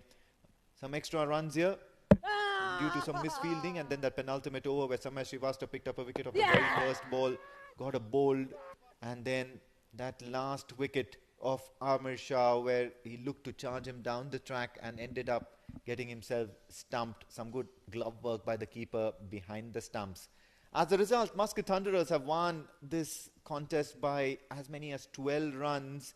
Renaissance Challengers have fallen short of that 125-run mark as far as performances are considered. Ashish Odedra 38, Sandeep Goud 29 and Jatinder Singh of 20.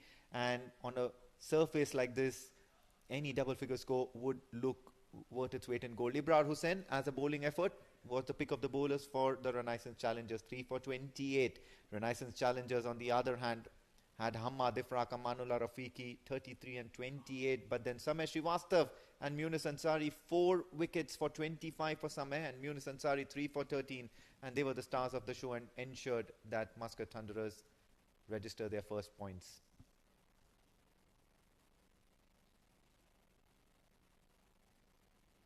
Well, that's all we have from game number 2, and we'll head on for a short little break. But on the other side of the break, of course, do stay tuned because we have Pranav Mehta with the post-match presentation ceremony. Stay tuned. He has timed that one well. And take the ball straight in. Beautiful ball.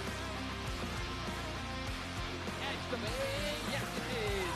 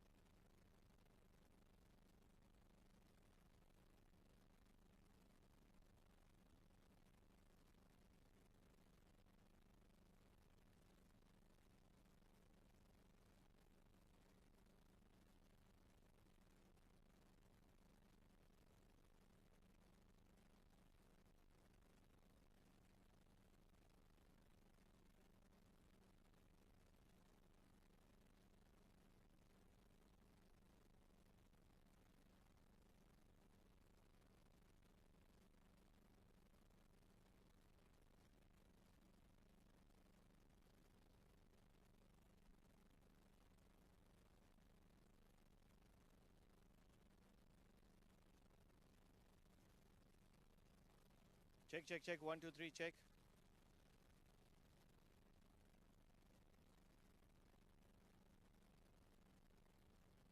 Low-scoring games are often thrillers, and that's exactly what has happened today. Game number 2 of Oman D20. It's just the day 1, and what a thriller we have witnessed between Muscat Thunderers and Renaissance Challengers. Absolute nail-biter.